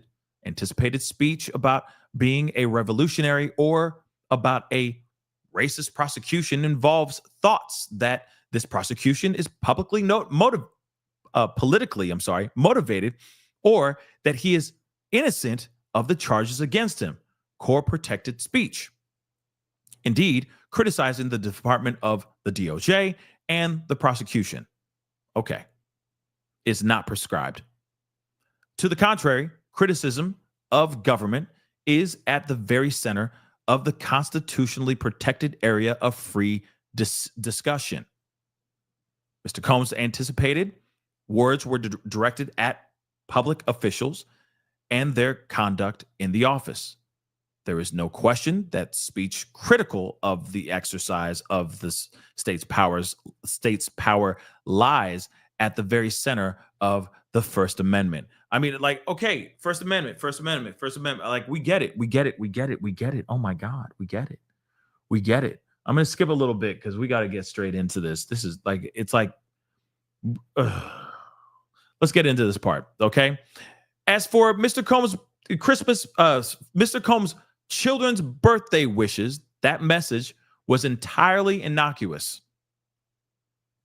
It could not possibly produce an interference that is material, nor was the message made with the knowledge that such interference is highly likely to result, or made, quote unquote, intending to delay or obstruct the justice process. It is no response to cite Mr. Combs' subjective hope that his birthday message would reach the public, including potential jurors. I mean,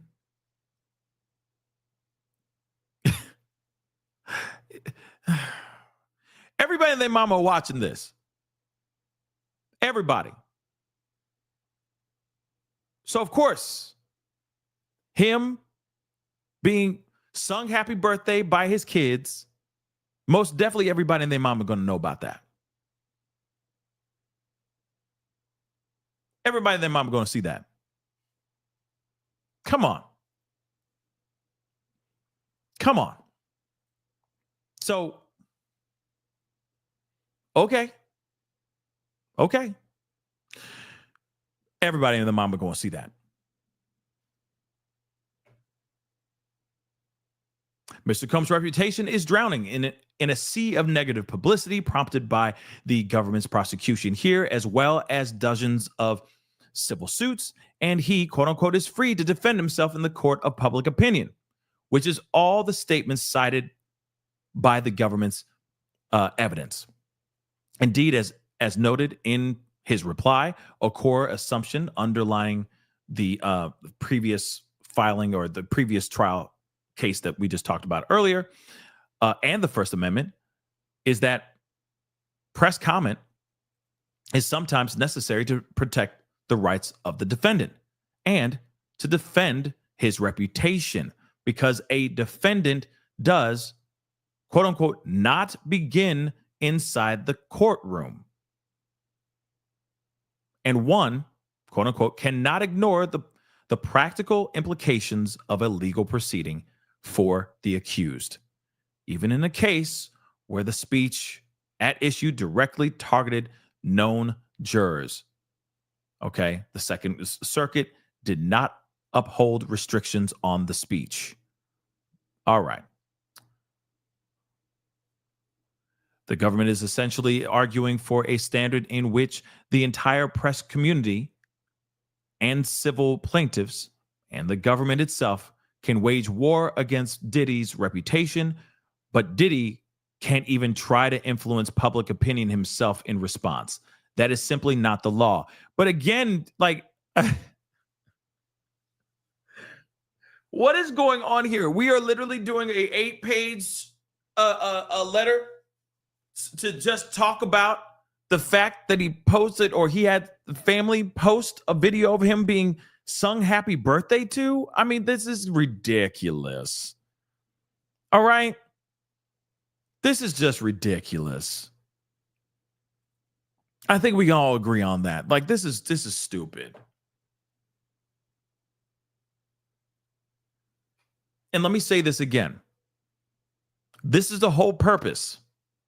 And this is the one of the sad perks, or one of the great perks about being locked up.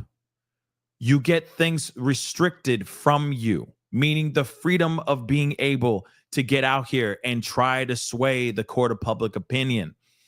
Sorry, but that's unfortunate. That's the unfortunate side of being locked up. That is the real unfortunate side of being locked up. It is. So, like, it's so ridiculous that we have to have a whole conversation about posts that were made by his kids through him, or made by him through his kids, whatever you want to call it. It's just really ridiculous. That is the part. That's one of the sad parts of being locked up.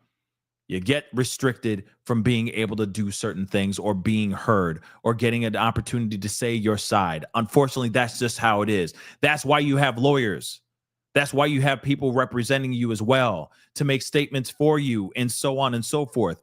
But have we heard any statements from the lawyers that have been solid enough for us to go, well, he could be telling the truth right there? Hell no, we have not.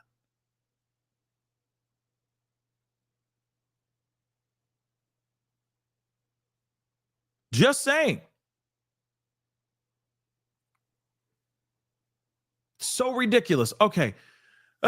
Moving on. Okay, less restrictive alternatives to detention adequately mitigate any risk. Okay. Even if the speech at issue comes close to the line, which again, it doesn't, before a demeaning, impermissible, and deeming it impermissible and punishing Diddy, the court must consider less restrictive alternatives. Like what, mother lover? Alternatives such as searching voir dire and emphatic jury instructions are more than adequate here. And trial courts should resort to these alternatives whenever possible prior to gagging speech. Okay. Let's see. Second Circuit has held each alternative measure must be explored and ultimately rejected as inadequate individually and in combination as a remedy for prejudicial pretrial publicity, because some combination of preventive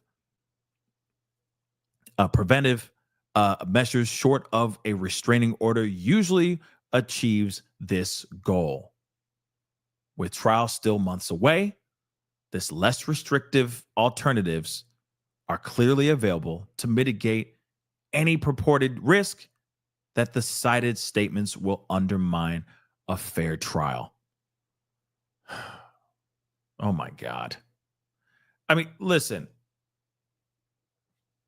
Sure, they're going to have some serious restrictions. Yes, they're really going to have some strict requirements for these jurors. Absolutely.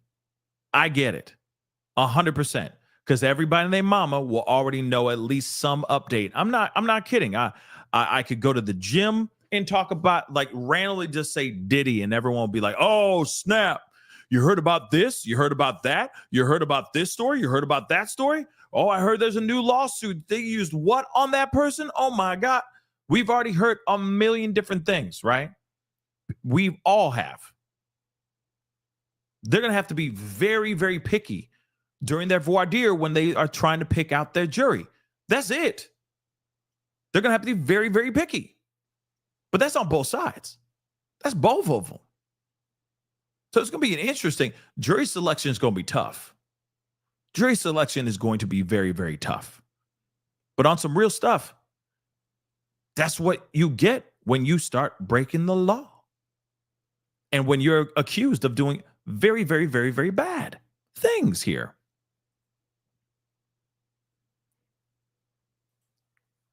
Man, oh man. Let's see what else is here. Okay, there's only just a few more paragraphs here on this one. But again, this is so ridiculous. All right. To me, this is not, so far, this is pretty weak. The only thing I can agree on so far with what they're saying here is, yes, there needs to be a stricter breakdown when they go to decide who they're going to be having as part of their jury, period. It's going to have to be fairly restrictive, fairly strict. Absolutely. Because everybody's going to have a bias. But so far, everything else to me is trash. Government's stated rule is overbroad, and vague. So, at the hearing, the government was unable to answer the court's question concerning the meaning of obstruction. And it had no response to the fact that its cited obstruction precedents are clearly distinguishable here. So moving on. Indeed, when asked, the prosecutor said, obstruction, I think, it's broad. I don't think it has to be just what fits into the narrow categories of statutes in Title 18, but failed to cite any authority for its argument and failed to articulate any clear or ascertainable standard. Government's position invites the court to adopt a test so vague that it, quote unquote, fails to give ordinary people fair notice of the conduct it punishes, and so standardless that it invites arbitrary enforcement. It bears emphasis that in Gentile, the case that we talked about before, 5 justices agreed that the Nevada Supreme Court rule at issue was unconstitutionally vague. And in addition to being unconstitutionally vague, the government's proposal would chill otherwise constitutionally protected speech. Okay, other conduct is protected by the Sixth Amendment. Okay, as outlined in this in his reply brief, the other communications cited by the government reflected Mr. Combs' efforts to investigate and prepare his defense, including with counsel's participation, nothing more. His intent in requesting contacts with potential witnesses, for example, is clear from the record. I'm telling you to hook up with my lawyer because, quote unquote, that's not part of our job. I'm not obstructing no laws, nothing. Let me say that again. His intent in requesting contacts with potential witnesses, for example, is clear from the record. I guess from this recording. I'm telling you to hook up with my lawyer because that's not part of our job. I'm not obstructing no laws, nothing. So they're saying that in this stuff, he's like, I don't want to have anything to do with any of these people. Like, you want to talk to somebody? Hey, contact my lawyer. Don't talk to me. That's interesting. Interesting. The statement cited by the government evidence, neither an obstructive intent nor actual obstruction. To be clear, if released, Diddy will accept any condition that instructs him to, quote unquote, avoid all contact with an alleged victim and with a potential witness as permitted by the Bail Reform Act. In other words, despite having a constitutional right at the end of the day to assist his lawyers in getting witnesses, Mr. Combs will avoid all contact directly and indirectly, other than through counsel, with any persons who may be a victim or witness in the investigation or prosecution. And of course, they quote another thing with Trump, while detained, however, and in the absence of such a condition, while detained, however, and in the absence of such a condition, the status quo remains that Mr. Combs has a constitutional right to assist his lawyers in reaching out to witnesses. Such and such. The court is mindful of a pretrial detainee need to make telephone calls to potential witnesses, including as an example of a statement that presumptively does not involve a substantial likelihood of prejudice. A party's request for assistance in obtaining evidence. So imposing any limitation on that right while Combs is detained will significantly hamper his ability to assist defense counsel and impair his defense. For the foregoing reasons, and those set forth in Mr. Combs' prior submissions and oral argument, this court should grant bail on the proposed conditions or any other conditions the court deems appropriate. Now, here's the thing. This is, for me, it's like, you look, oh, good God. Okay. This is ridiculous. All right. So I get it that he needs to have witnesses of his own, for sure. You know, it's like his mom, his kids, maybe some people who really just love him, that work with him, have had, you know, a great time with him, and all that stuff. But what the prosecution has been alleging, because of course this is the defense's letter, what the prosecution has been saying, it is not at all who he's been reaching out to. He's been reaching out to potential witnesses and victims, trying to get in touch with those people. Now, I don't know if he's reaching out to those witnesses thinking that they're witnesses that would be Team Diddy, only to find out that they've actually been against Diddy. I don't know. But it's very interesting that they're sitting here saying, like, well, he has a right to reach out to witnesses. But the thing is he should not have to reach out to witnesses. That is the defense's job, isn't it not? Is that not? Is that not the lawyers that he hired to do? Maybe it's a thing of like, oh, no, you need to talk, hit up my boy Dan. Dan is great. All right? He'll be a great one to get in touch with. He should not be the one getting in touch with any of these witnesses. Talking to his lawyers, sure. Hey, hit up this guy, hit up this guy, hit up this guy. They will say great things about me. See if we can get them as witnesses. We need character witnesses. You need character witnesses? All right, bet. Hit up my mom. What about my mama?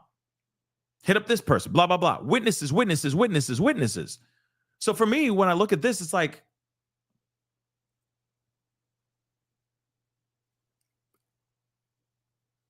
this is weak sauce. I'm sorry. Hold on, let me wet my beak. This is BS. This is very, very weak. This is very weak. And for them to sit there and go, no, he has a right to reach out to potential witnesses. He should not be reaching out to any witnesses. None. His team should be the one that should be reaching out to these witnesses.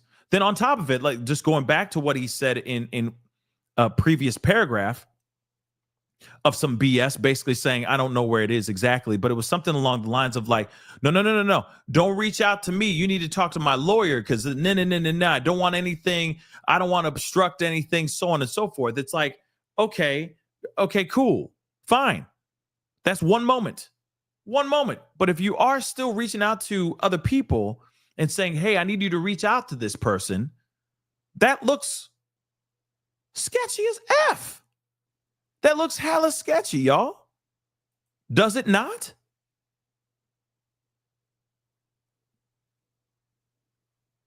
So he could very well, it doesn't matter. Hey, I'm doing everything I can. I'm trying to be as nice and cool about everything. No, that doesn't change a damn thing, baby.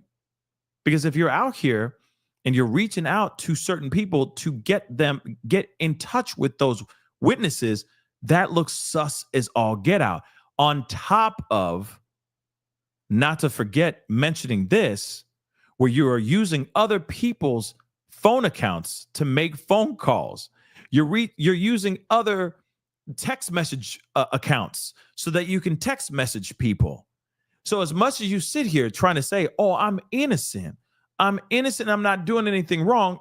No, the more you work out here trying to reach out to witnesses, but you don't want to reach out to them, but you're reaching out to them anyway, the more guilty you look. So that's the reason why you have teams reaching out to these potential witnesses. Oh, and let's not forget, they also said victims as well. This is what the team has said, what the feds have said as well. Okay, if you're reaching out to victims too. What more can I say here? It's very dumb.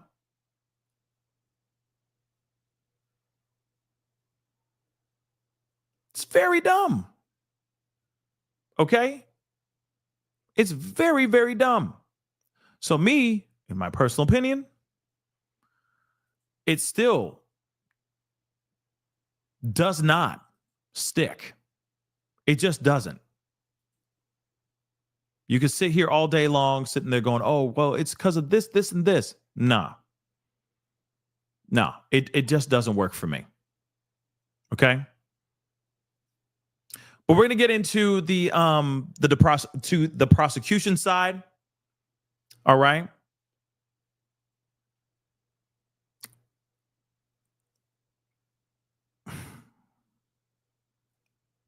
And they had a lot to say. More BS, more stuff. And that's the thing. So now I'm wondering, okay, maybe we won't have an answer by today, by the judge, maybe we won't have an answer by today. Maybe we will, but I don't know. You see what I'm saying? It is very interesting though.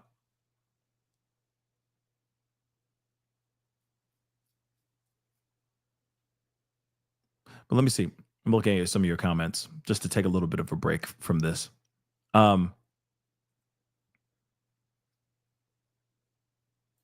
Let's see. Liza, depends on how many names did he has. One performer wear a death row sweater on. Oh, I don't know. I don't know what that is, but let's see. Yeah, I mean, it really does depend on how many names he has. I mean, let's be real. It does. Okay.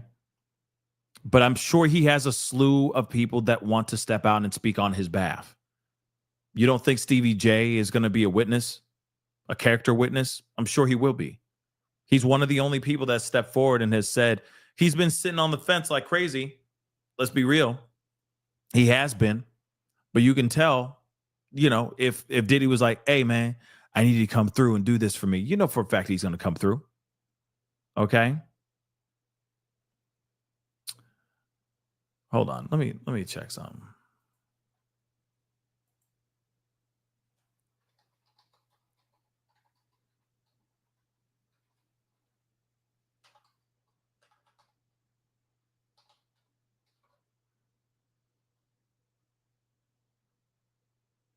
Oh, wow.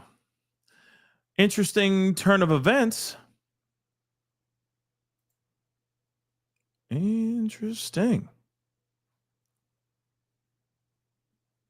That's very interesting. Let me show you guys this. You guys are talking about it, but this is very interesting. So Damian Williams is resigning. Interesting, right? So Manhattan's top federal prosecutor resigns to make way for Trump's replacement. So this guy who's been putting in the work will be resigning. What the hell? I'm sorry, I gotta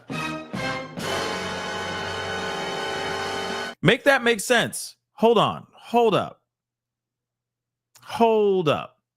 Okay, so Manhattan's top federal prosecutor announced Monday he has plans to resign. I'm sorry, I'm still shocked, but that's interesting.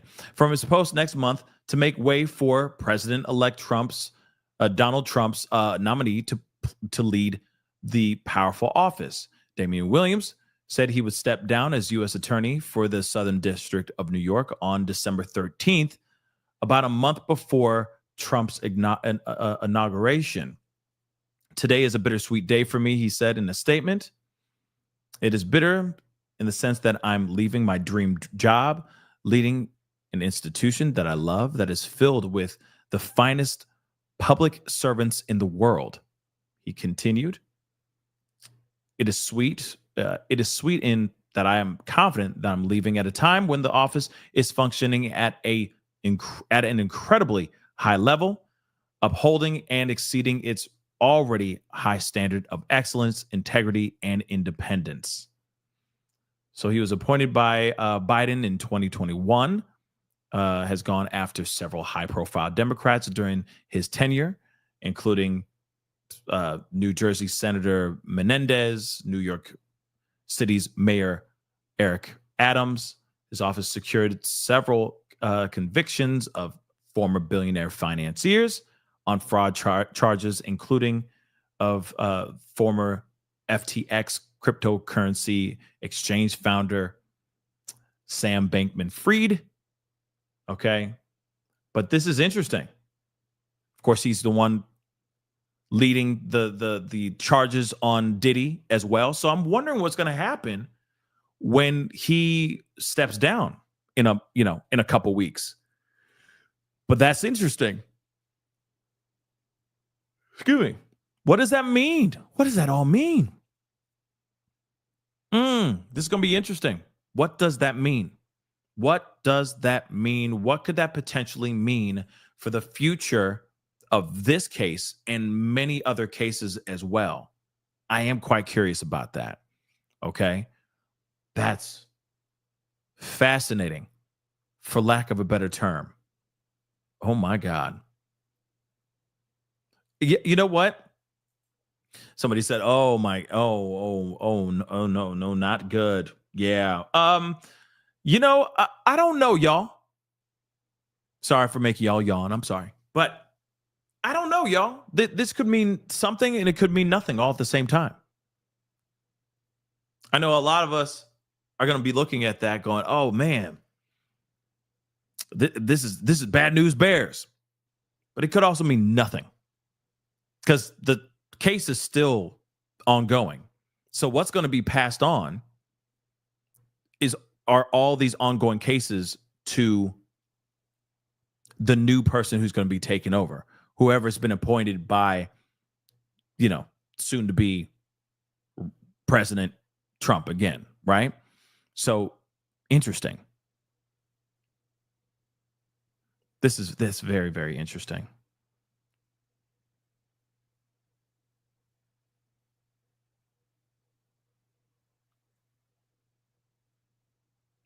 Patricia says some people or some YouTube channels are saying that he's going to get pardoned. Nah, he's not going to get pardoned.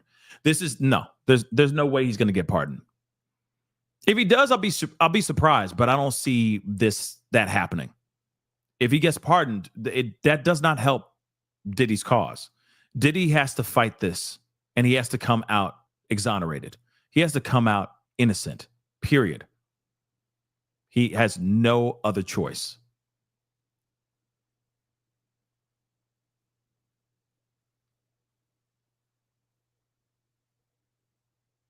So,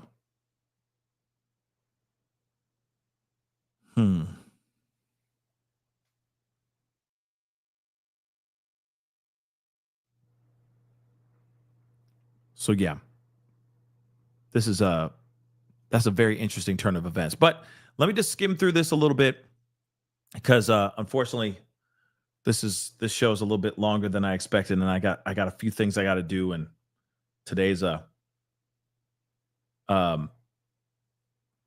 today is a big one. So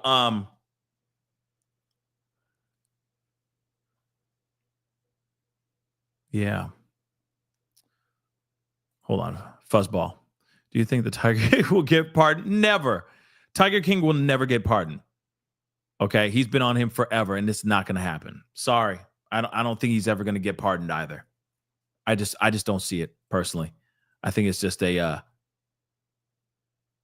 just keeps on throwing out that Hail Mary, just hoping for a change, but it's not going to change. It's just not.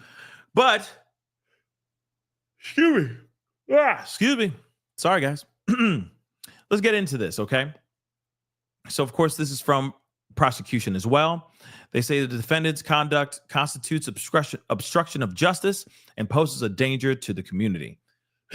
Excuse me. So, let me blow this up a little bit more.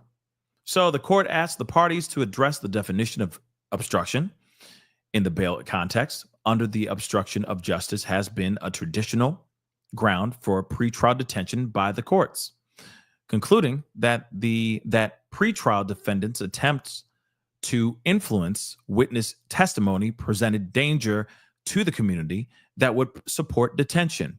While the Bail Reform Act does not define obstruction of justice, district courts have interpreted obstruction in the pretrial detention context broadly to include willful actions that jeopardize the integrity of judicial proceedings. Many of the defendants' obstructive acts discussed further herein easily fall within the broad categorization and show a persistent, brazen effort to improperly interfere with this criminal case.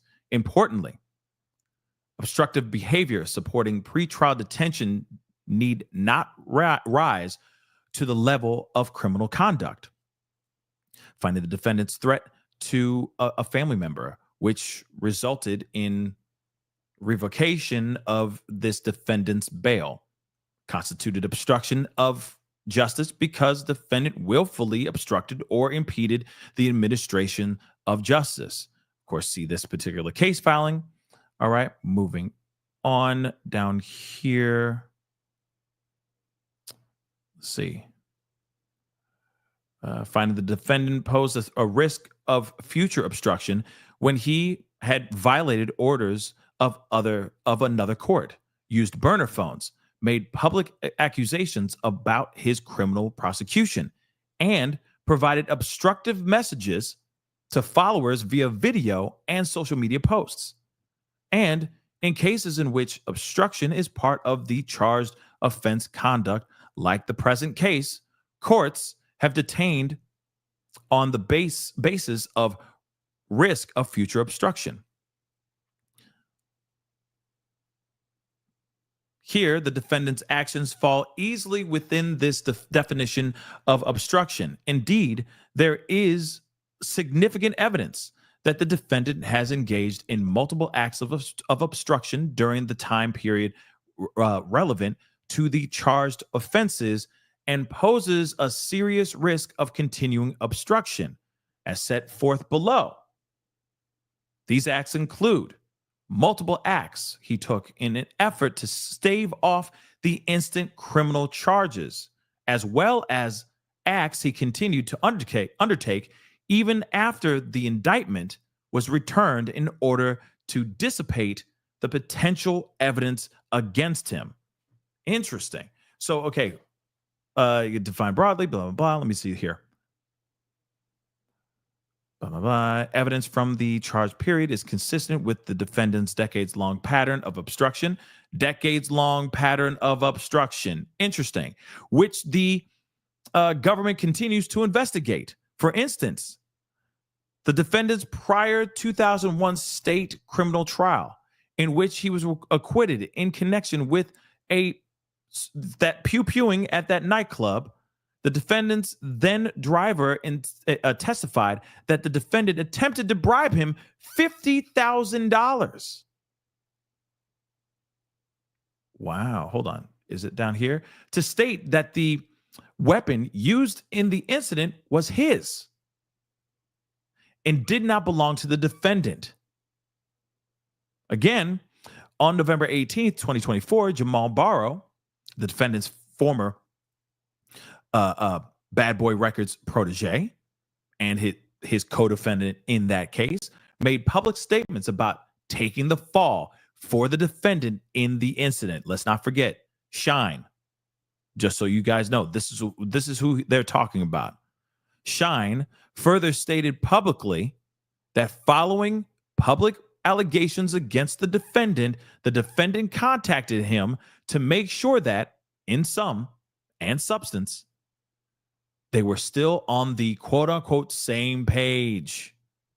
The defendant has denied his involvement in the pew-pewing and has sent a cease and desist letter regarding to Shine's statements. Yeah. And just so you know that, Diddy did send out a cease and desist to Shine just a few days ago because of the documentary and because of all the interviews that he has been doing as of late promoting his documentary. Just so you guys know, he's also said, shut up, Shine. And while Shine is out here going like, talking his talk. Talking his talk. That's crazy, guys. So moving on. We're going to go back up here because I thought that was kind of important right there. So let's continue on. The racketeering conspiracy offense in court 1 alleges acts of obstruction as set forth in the indictment. In 2016, the defendant bribed the defendant bribed security officers with $100,000 in cash to destroy evidence of a brutal attack on a female victim at that hotel. Let's not forget, for a freak off. In 2016, the defendant bribed hotel security officers $100,000 to make the original video go away. In doing so, the defendant relied on intermediaries to reach out to the security staff and help carry out the cover-up. Another one. People coming together and helping him out to try to get them to bribe the security staff $100,000 so that they can obtain the hard drive. This act is alleged as part of the bribery racketeering conspiracy predicate. Moving on.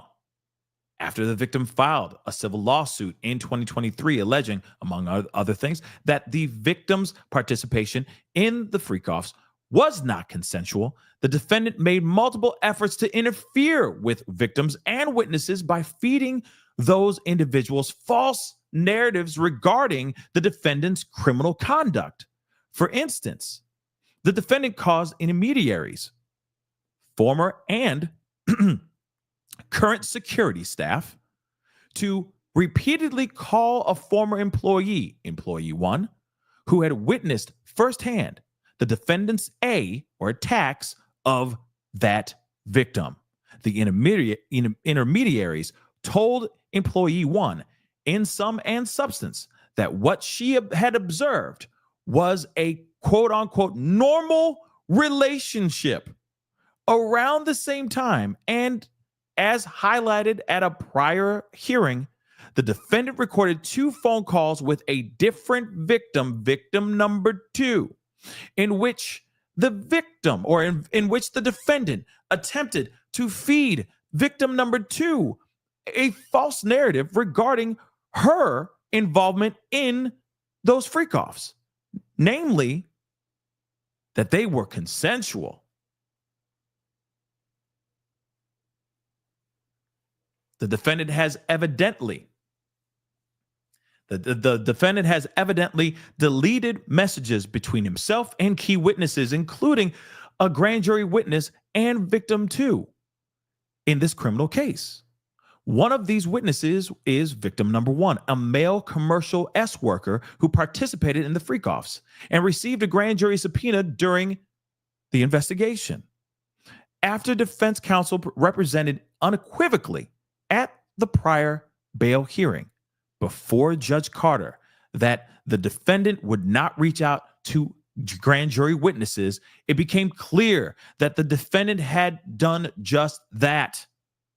Phone records and electronic evidence shows that the defendant contacted witness 1 repeatedly leading up to and after his appearance in the grand jury. And then the defendant apparently deleted the messages from his phone. Come on, man. You can't make this stuff up. See what I'm saying? They're sitting there going like, listen, he's been doing this forever. He's been doing this for decades, and he's been deleting exactly, Jesse. Okay? Deleting messages in 2000s. Like they won't find them. You see what I'm saying? Decades long of this. Cover up after cover up after cover up. They're basically saying this man not good. The man be dangerous, though. The man be dangerous. but nobody listening. And then his team is just sitting there going, but it was consensual. You know what I'm saying? It was a toxic relationship. You're violating his First Amendment right. Man, come on, guys. The proof is right here. You really think that the prosecution, the feds, are just sitting around just making this ish up? Oh, let's not forget this other part too. They're also saying this is racially motivated. Yes. They just decided to pick out Diddy of all people. See, this is what angers me when the race card gets thrown out onto the table. Okay? The race card got to be used at the right times, ladies and germs. You got to know when to fold them, know when to hold them, know when to walk away, and know when to mother love and run. And you are literally trying to go ace card, race card. Here we go. It's too early. Actually, you in the wrong game. It's the wrong game. Miss me with the nonsense of, it's racially. No, stop. It's wrong. You are wrong. This is not. This would be the same situation. Same situation. If this man was white. I'm telling you right now, this would be the same situation. That's what I truly believe. This is not racially motivated. Miss me with the nonsense. That is a manipulation tactic to try to get the court of public opinion to sway in a certain way. This is not that. That card that he threw out, he's like, Brah! There it is. It's like, oh, baby, what? That even we playing poker right now.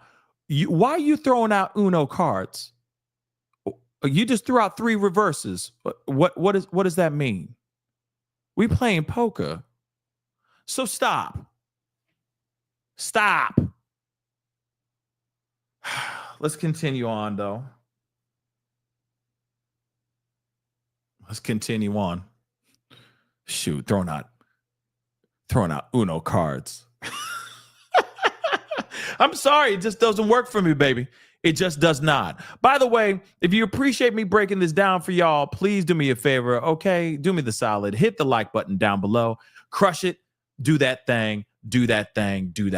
Okay? Where we at? Oh, we almost... Okay, let's get to 800 likes. Can we get to 800 likes? A like don't cost a thing. It helps with the show.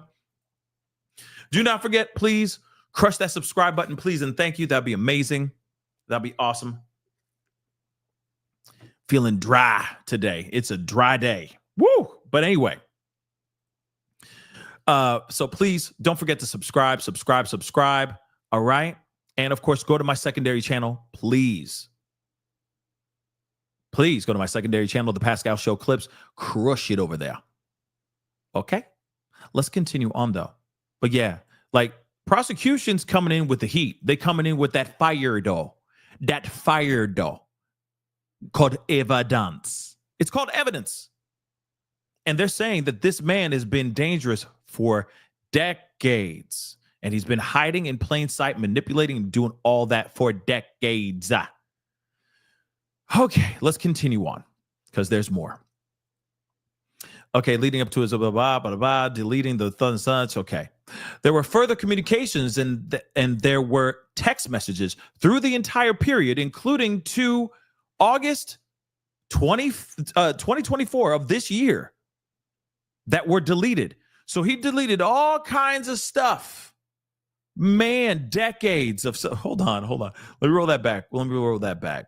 So there were further communications and there were text messages through this entire period. So back in, let's see. Where is it? I guess it has to do with some transcript piece. So they're saying there were further communications and there were text messages through this entire period, including to August 2024, that were deleted. Decades of text messages and whatnot. In the lead up to his arrest, the defendants similarly appeared to have deleted messages with victim 2, including relating to the significant monetary payments he was continuing to provide to victim number 2. Now, remember what they said earlier. Remember what the prosecution and the defense was making a big deal about. The defense was basically saying, hey, there's a victim number 2, and we didn't know anything about this victim number 2. And is this particular victim number 2, are they even properly vetted? And clearly, prosecution's like, no. Oh, defense. Oh, Diddy team, if you only knew. Oh, she's vetted and then some. We found out so much information. Oh, yeah, she is on his payroll. She gets paid a retainer every single year. And in fact, she says that she is depicted in some of these videos that he has used to blackmail her as well.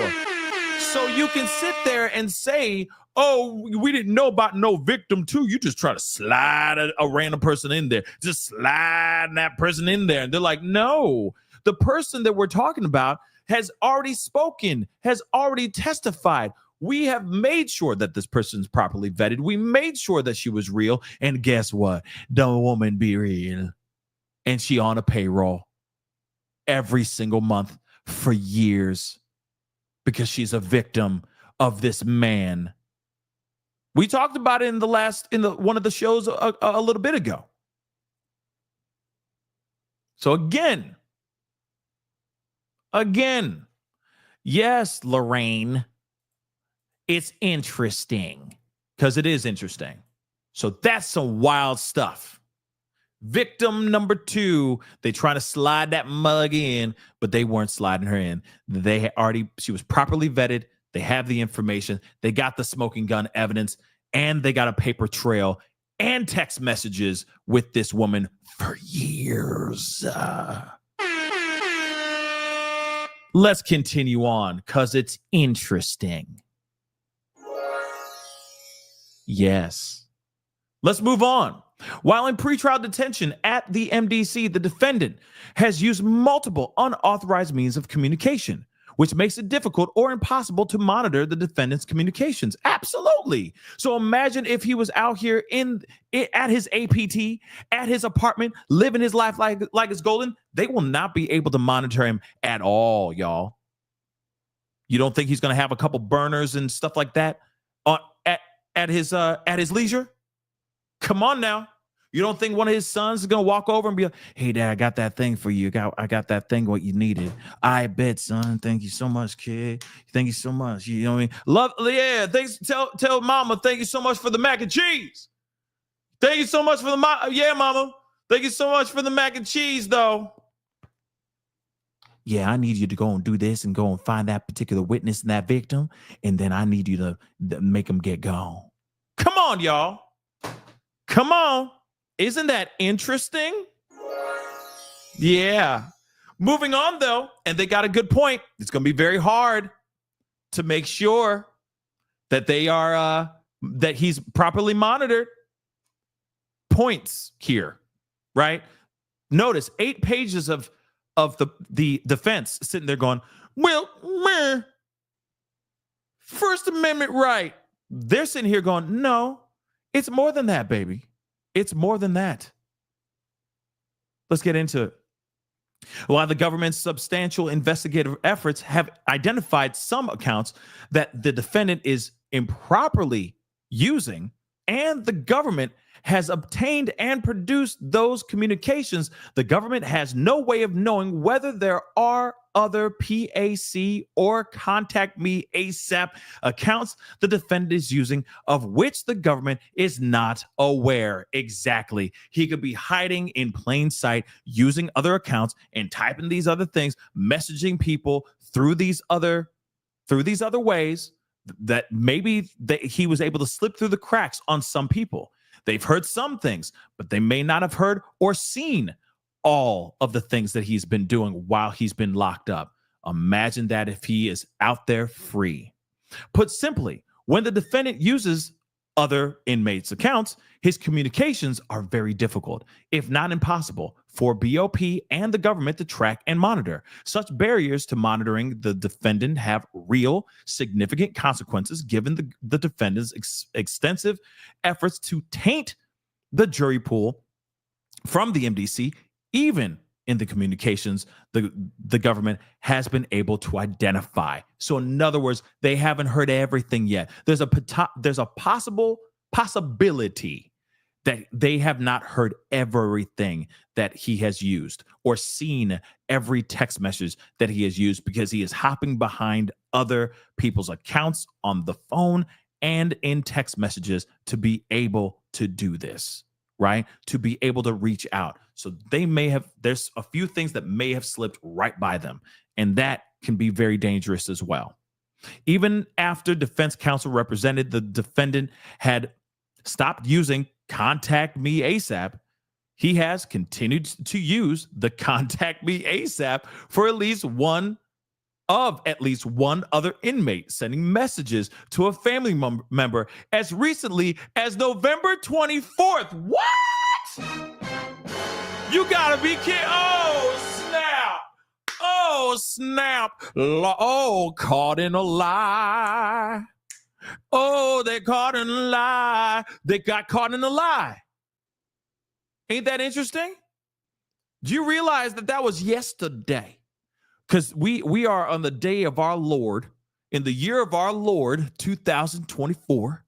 It is the 25th of November. Yesterday, if you did the math, yesterday was November 24. Oh, my God. He got caught in a lie. Oh, my damn. Oh, I got to hit again. Okay. Let's continue. With respect to the Contact Me ASAP, he stopped using it on November 16th.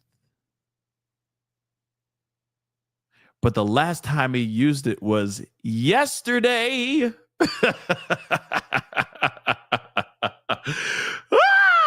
Okay, all my troubles seem so far away. You know what I'm saying? But not so much. Oh, how dumb can you be? How dumb can you be? Okay. Oh. While at the MDC, the defendant has instructed family members and third parties to contact multiple potential victims and witnesses. Come on. No. I'm trying to get in touch with them because I just want to tell them that I'm sorry. No, he's not doing that. He's not.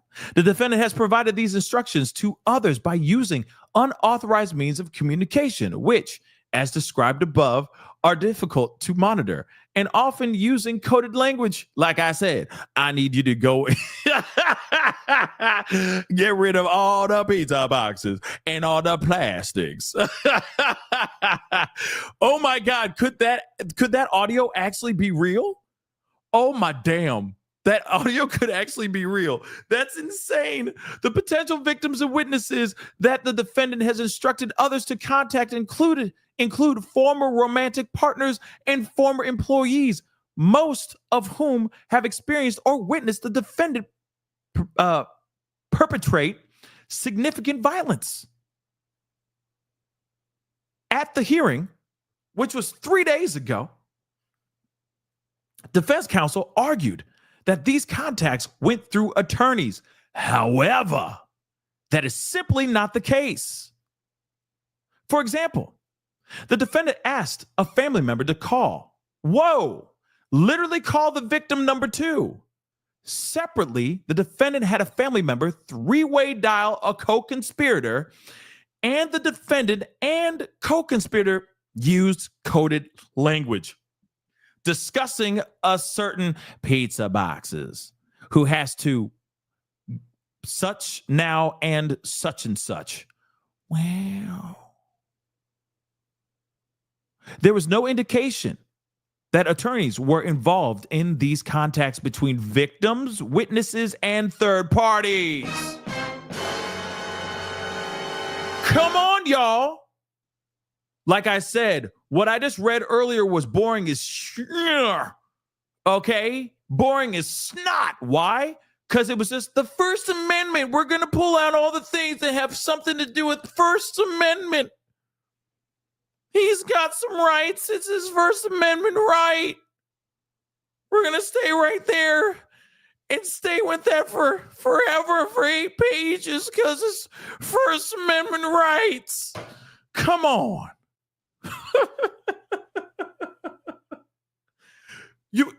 Oh my God. Like I said, if the judge says, you can go. All right, Diddy, you can go.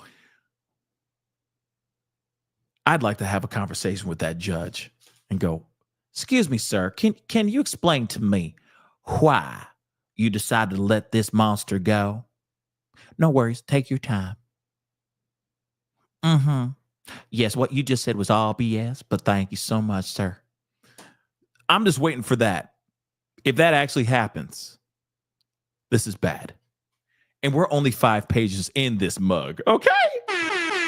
We're only 5 pages in this mug. They came in with the receipts and they came in with that hot fire.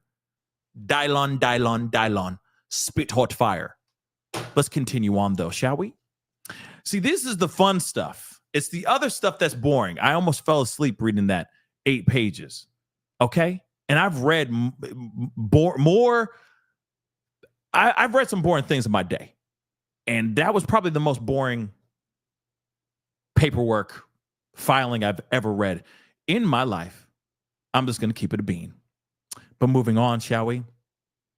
See, this is what I love when they come in with the receipts, though. Oh, this is what I love when they come in with the receipts, though.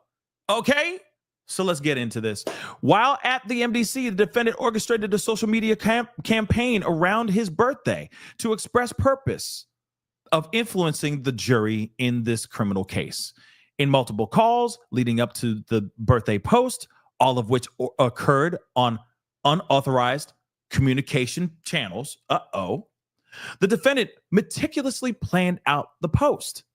The video depicting 6 of the defendant's children singing him happy birthday while speaking to the defendant by phone was initially posted to the defendant's children's pages, but the defendant was not satisfied that it would reach the correct demographic.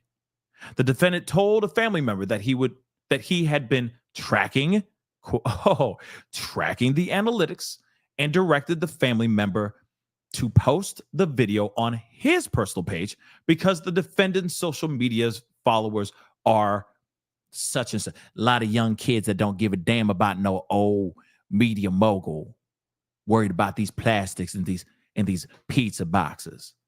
In another call the same day, the defendant talked about the reach of his social media post and said, yeah, that's what I wanted. See what happens when you put it on my page? That's how it goes down. I know this is all redacted, but I'm just pulling that in for fun. Okay, so I can sprinkle a little bit of flavor into this, mac and cheese with no seasoning. So let's get into this. District courts have detained pre-trial defendants on obstruction grounds on less. Interesting. Okay. Blah, blah, blah. Let's go on. At the hearing that happened Friday, the defendant attempted to distinguish his own obstructive conduct from more violent examples of witness tampering. These distinctions are unavailing. The defendant is charged with leading and founding a racketeering enterprise that on numerous occasions committed acts of violence, including taking people, and arson. Some of these acts were done by the defendant and others were done by his intermediaries acting at his direction. Any obstruction or tampering by the defendant must be viewed through the lens of that underlying violent conduct, as well as the lens of the defendant's enormous influence and power.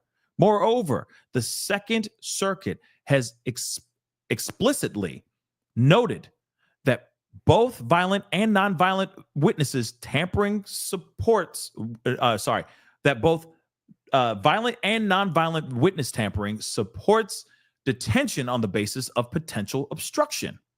And of course, this particular case filing, witness tampering by either violent or nonviolent means has supported detention or revocation of bail.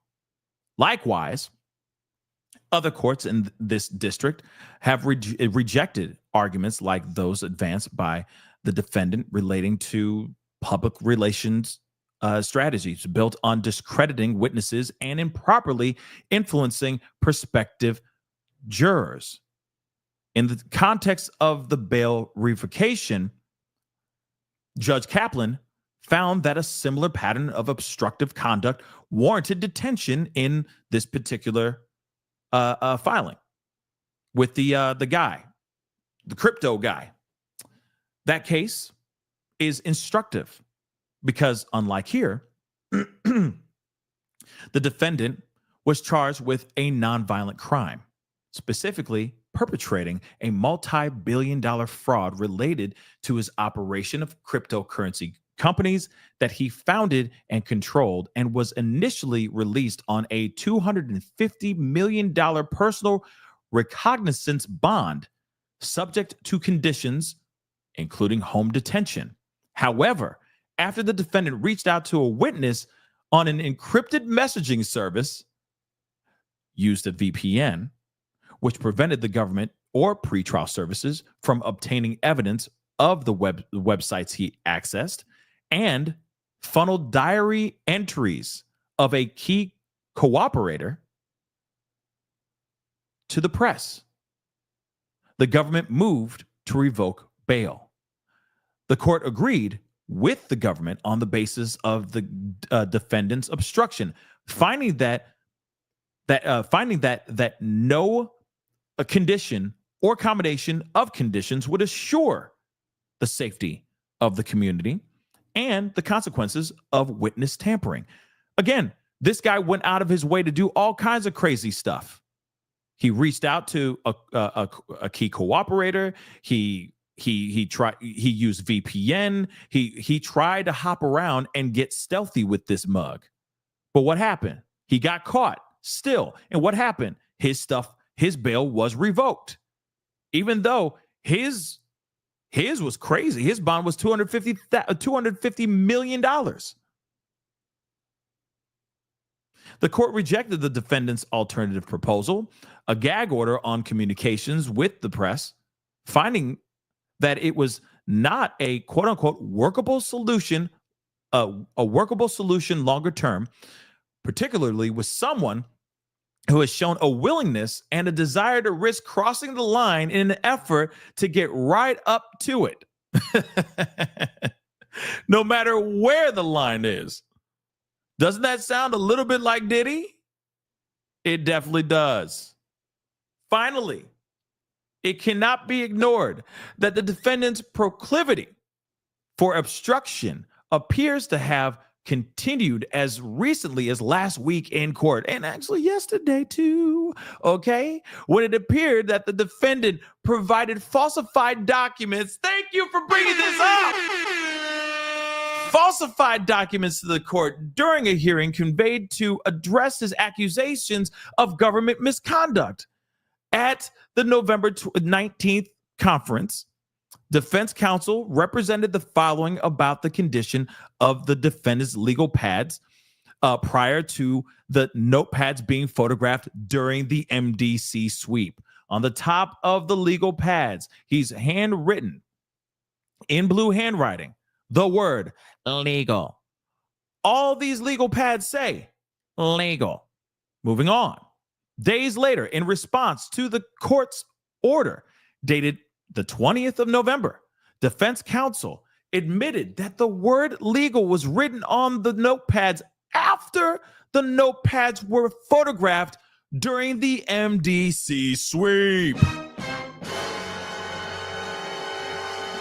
Now, there's a photo of a legal pad that was in the materials that the government gave us. Whatever it was earlier this week, that does not have legal on it.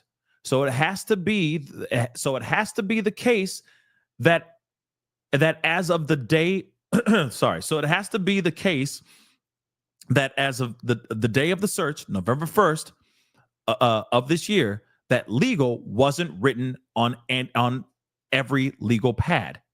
So the inference is clear.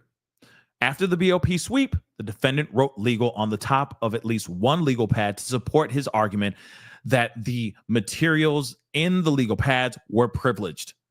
This continued obstruction while he had a pending bail motion, no less, should certainly be viewed in the context of all the defendant's other acts of obstruction for purposes of this bail determination. Yes, again, he wrote at least on one of them, and he's sitting there trying to like thwart or throw off this whole thing. Again, I'm so happy that they brought up the legal pad situation, because that's something that they addressed. They kind of talked about it, but they did not really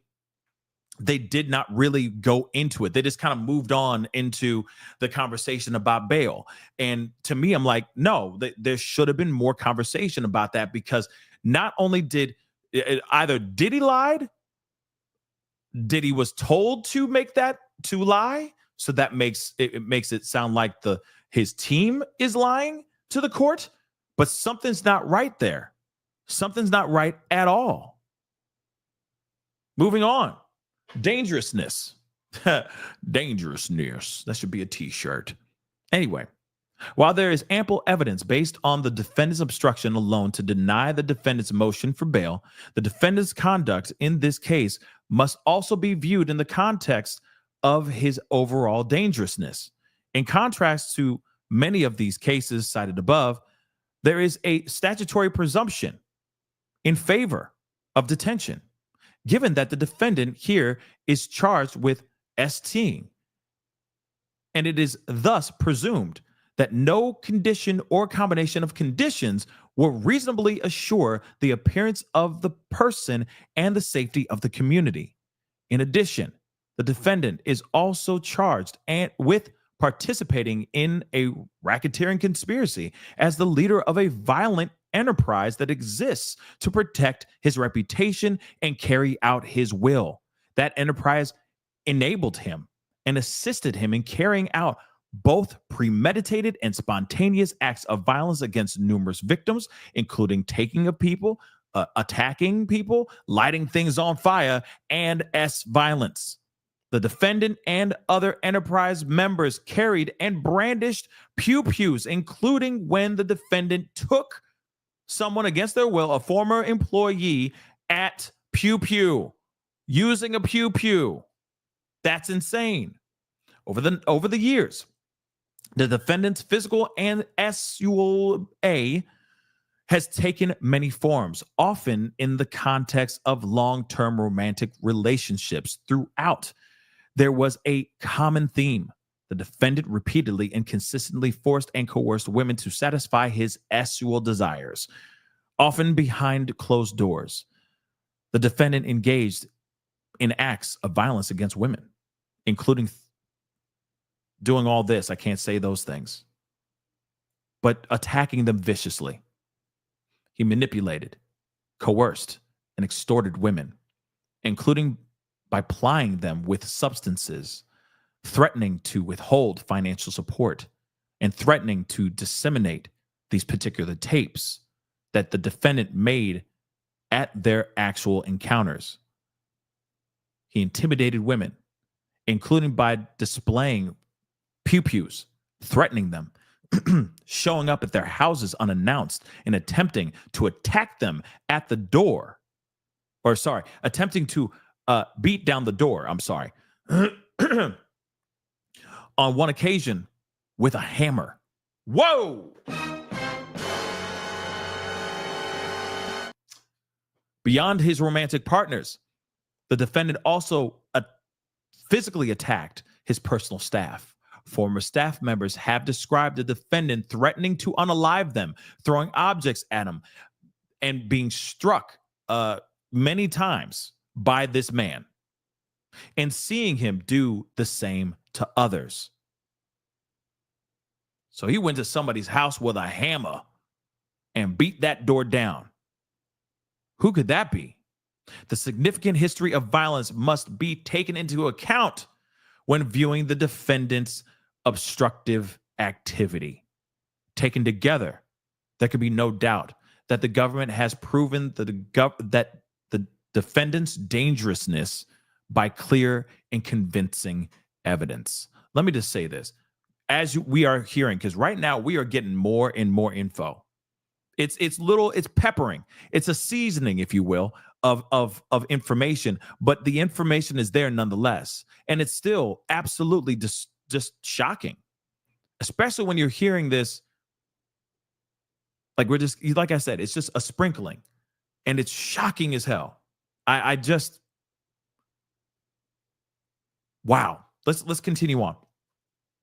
The defendant's conduct violates local criminal rule 2023.1 and the court's order. The court also asked the parties to clarify whether the defendant's conduct, specifically his recent efforts to influence the jury pool through an orchestrated social media campaign, is in violation of local criminal rule 23.1 and or this court's gag order incorporating the obligations of the rule that was imposed at the defendant's own request. As set forth below, it is both a local rule violation and contempt of this court order, of this court's order. So, talking about October 2024 order and local criminal rule 23.1. So, on October 25th, at the defendant's request, the court entered the order requiring, among other things, for the government, defense counsel, and the defendant himself to comply with local criminal rule 23.1. Under local criminal rule 23.1, parties are prohibited from releasing or authorizing the release of non-public information or opinion which a reasonable person would expect to be disseminated by means of public communication in connection with pending or imminent criminal litigation with which they are associated. If there is a substantial likelihood that such dissemination will interfere with a fair trial or otherwise prejudice the due administration of justice. The local rule lists several examples that presumptively involve a substantial likelihood that their public dissemination will interfere with a fair trial or otherwise prejudice the due administration of justice. These include any statements regarding the character or reputation of the accused, and any statements regarding information that is likely to be inadmissible at trial and would, if disclosed, create a substantial likelihood of prejudicing an impartial trial. All right. So the defendant's social media post violates local rule 23.1 and the court's order. Within 2 weeks of the court's order, the defendant instructed a family member to create the birthday social media post, directing them to ensure that it's blah, blah, blah, blah, blah, blah, blah, blah, blah. On November 4th, the defendant's birthday, the social media post went live on the defendant's children's accounts. As described above, the post depicted 6 of the defendant's children singing him happy birthday while speaking to the defendant by phone. Then the defendant had it posted on his own account for the explicit reason that he wanted to better taint the jury pool. He informed the family member to do this thing. So I want to know what they know for a fact. Like, how do they know for a fact? Yeah, I want to post this so I can taint the jury pool. Like, I'm wondering about that. How does he know for sure? You see what I'm saying? How does he know? How does prosecution know for sure that he did that because he wanted to get that stuff out there to quote unquote taint the jury pool? That's one thing I'm still trying to find out. Where's that proof, right?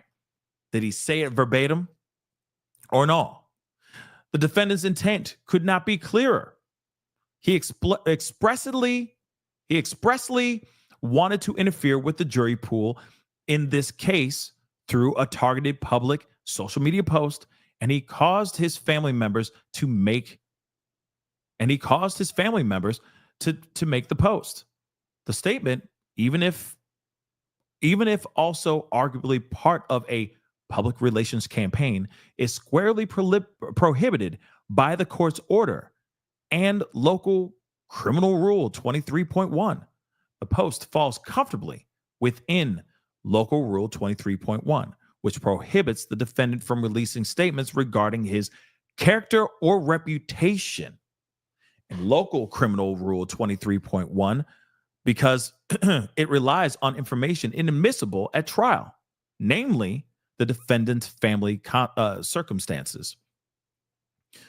Okay, even if it did not fall into any of the presumptively prejudicial categories outlined in the rule, a public statement expressly designed to interfere with a fair trial can be presumed to violate the rule. That's interesting. So a video of him getting sung happy birthday could be a violation of this particular local criminal rule 23.1 and the court's order. Interesting. That's wild. Limitations on prospective statements by the defendant. Hold on. Okay. The court also directed the parties to provide guidance as to the perimeters of future public statements made by the defendant.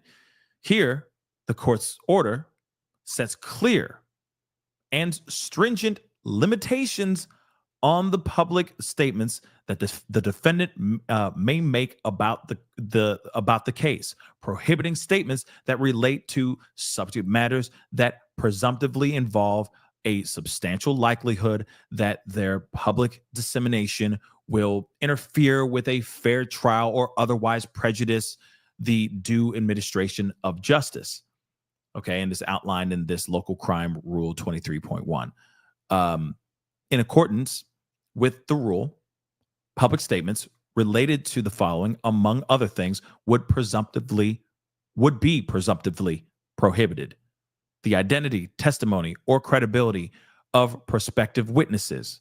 This would include, for example, any public statements identifying witnesses or victims in the case, or statements regarding the veracity of those witnesses or victims, including but not limited to victim 1, as identified in the indictment, victim 2, and victim 3. Who is victim 3? That's what I'd like to know. Who the hell is victim 3? Information that is quote unquote likely to be inadmissible at trial and would, if disclosed, create a substantial likelihood of prejudicing an impartial trial, as discussed above. This includes any information that has no bearing on the defendant's guilt or innocence and may tend to elicit the jury's sympathy, such as statements relating to family background, children, health, age, or any other similar irrelevant personal factors. Interesting. Or statements regarding the conditions of incarceration or potential punishment. Wow. So they're saying, hey, it doesn't matter. He could sit there, they could do a whole happy birthday to you and all that stuff. And it's like, nah, this still is a violation of that rule, because that's still showing some sort of, like I said, like it says here, children, family background, personal factors. it's still showing him in a really good light. So, and they're saying, no, that's not right. Information regarding, quote unquote, the character or reputation of the accused. This would include publicizing information regarding specific good acts that would be inadmissible at trial. There you go. Another one. Bang. Remember, kids are taking over his account. They're putting up old videos of him, trying to put him in a really good light and all that stuff. That's wild too. And so they're sitting there saying, no, that's wrong. You're not supposed to do that. They can't do that. Nevertheless, the defendant is prohibited under the local criminal rule 23.1 and the court's order to make statements that presumptively do not involve a substantial likelihood that their public dissemination will interfere with a fair trial or otherwise prejudice the due administration of justice, as outlined in this local criminal rule 23.1. Let's continue on. The defendant's attempt to interfere with his criminal proceedings are not protected by the First Amendment, which is what they've all been saying. His First Amendment, his First Amendment, his First Amendment. We're going to stay with that because it sounds right. Finally, the court also asked the parties to address the defendant's First Amendment arguments relating to the gag order that the defendant requested and that was entered on his consent. In short, the First Amendment does not protect his efforts to interfere with his trial or prohibit the application of the order to his statements. It is well established that criminal defendants do, quote unquote, not have unlimited rights to speak. Thank you for saying that. They don't. In the context of an ongoing criminal case, a party's First Amendment's interest may be outweighed by the constitutional right to a fair trial, permitting a court to prescribe prejudicial extrajudicial statements. Noting that few, if any, interests under the Constitution are more fundamental than the right to a fair trial by impartial jurors, and an outcome affected by extrajudicial statements would violate that fundamental right. As the Trump case makes it clear, a criminal defendant does not have a right under the First Amendment or the Sixth Amendment to make statements to obtain a quote-unquote trial prejudiced in his favor. Defendant is entitled to a fair and impartial jury, not a jury whose views have been deliberately manipulated by outside influences to be biased in his or her favor. Now, one thing I will say as well, this also has to do on the other side as well, that's why they do a voir dire. This is the reason why they go through and they make sure that whoever becomes a juror is unbiased, knows nothing about the case for the most part, so on and so forth. So it's on both sides with this, on that part. So accordingly, I agree, and that's important for both sides. You don't want somebody going in there going like he's guilty. You're gonna have to prove to me otherwise he didn't do this. So, and they just sitting here like this, arms folded. No, that's why they have a voir dire, to make sure that whoever they bring in, they are sitting on the fence the entire time. I don't know anything about this case. So, you tell it to me and I'm going to consume it with fresh eyes and fresh ears, and I'll make a decision off of that. And of course, some jurors will lie and say, I don't know anything about it, when they know everything about it. Anything's possible. But again, both sides have a point there. And I absolutely agree. It has to be fair. Let's keep it a bean. Accordingly, courts have numerous have on numerous occasions in cases involving substantial pretrial publicity upheld or imposed restrictions on a defendant's speech aimed at influencing witness testimony, either directly or indirectly, or where that speech was reasonably likely to interfere with a fair trial or otherwise prejudice the due administration of justice, particularly where the defendant proclaimed a quote unquote willingness to seize any opportunity to use the press to their full advantage. Moving on. The defendant's extrajudicial communications in this case are not, as he alleges, classic protected speech. Instead, the defendant's explicit attempts to, for example, such and such, such and such, such and such, such and such, and establish a narrative about such and such constitute improper efforts to interfere with the integrity of the proceedings, which courts are obligated to protect against. Yeah. If he's sitting there going like, I need to change the narrative out here. Not only just him saying like, I need you to get rid of all the pizza boxes and the plastics. He's also sitting going like, yo, we need to change that narrative. People talking bad on my name right now. We need to get that. We need to change that.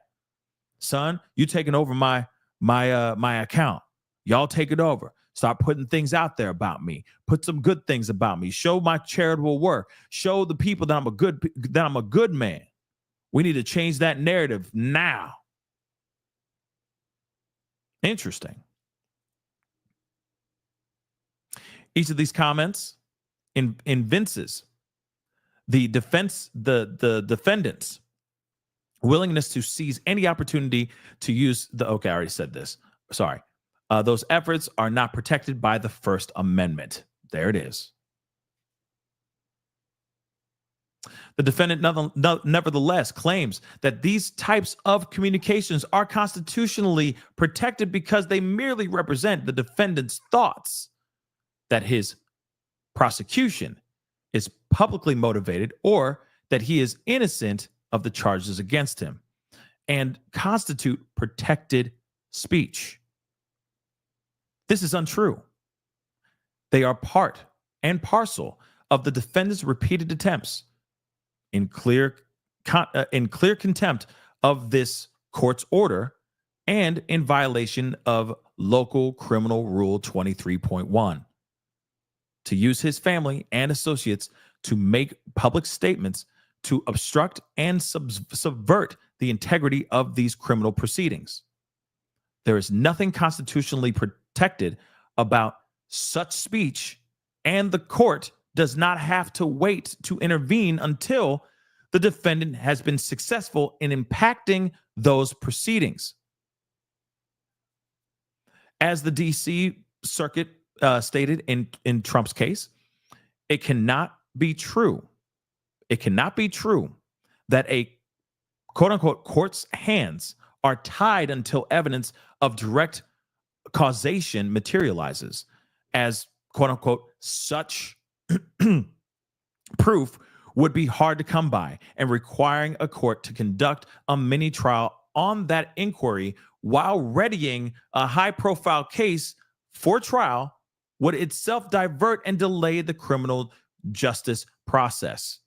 The defendant also appears to claim, based on his reliance on the Trump's case, that he is constitutionally permitted to make public comments that the instant prosecution is politically motivated, or that he is innocent of the charges against him, or comments similar in kind. But while instructive on certain points, the DC Circuit's Trump case is, in essential ways, inopposite. The court, in Trump's case, faced the unique task of balancing the right of a current candidate for the presidency to speak publicly about his charges against the public's right in a fair trial. Let's see. Noting that noting that based on the candidate's position, there was a strong public interest in what he has to say.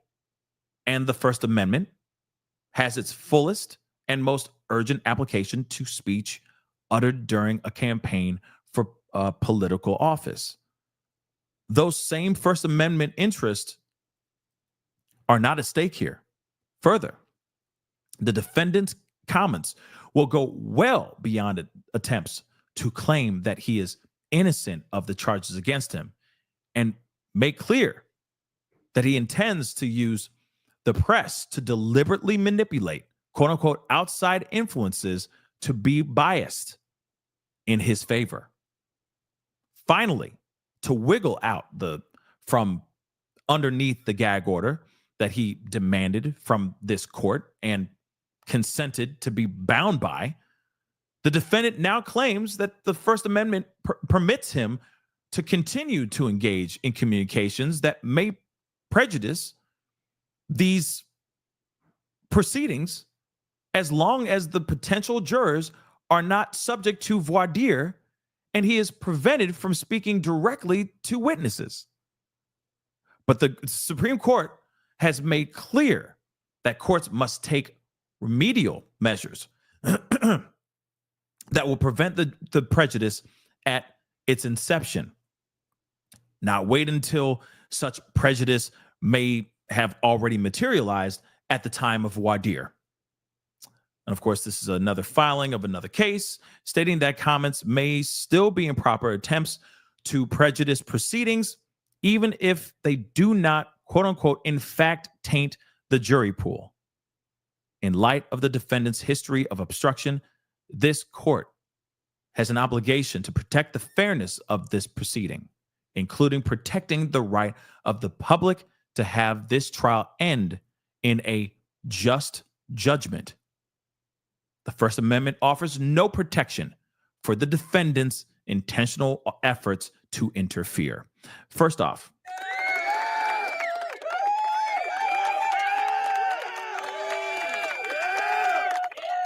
I think that the prosecution is making some very, very strong points here, in my personal opinion.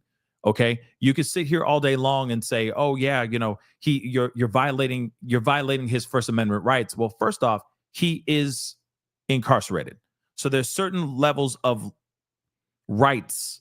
I think there's varying degrees of the First Amendment right, especially when you are incarcerated, when you are in jail.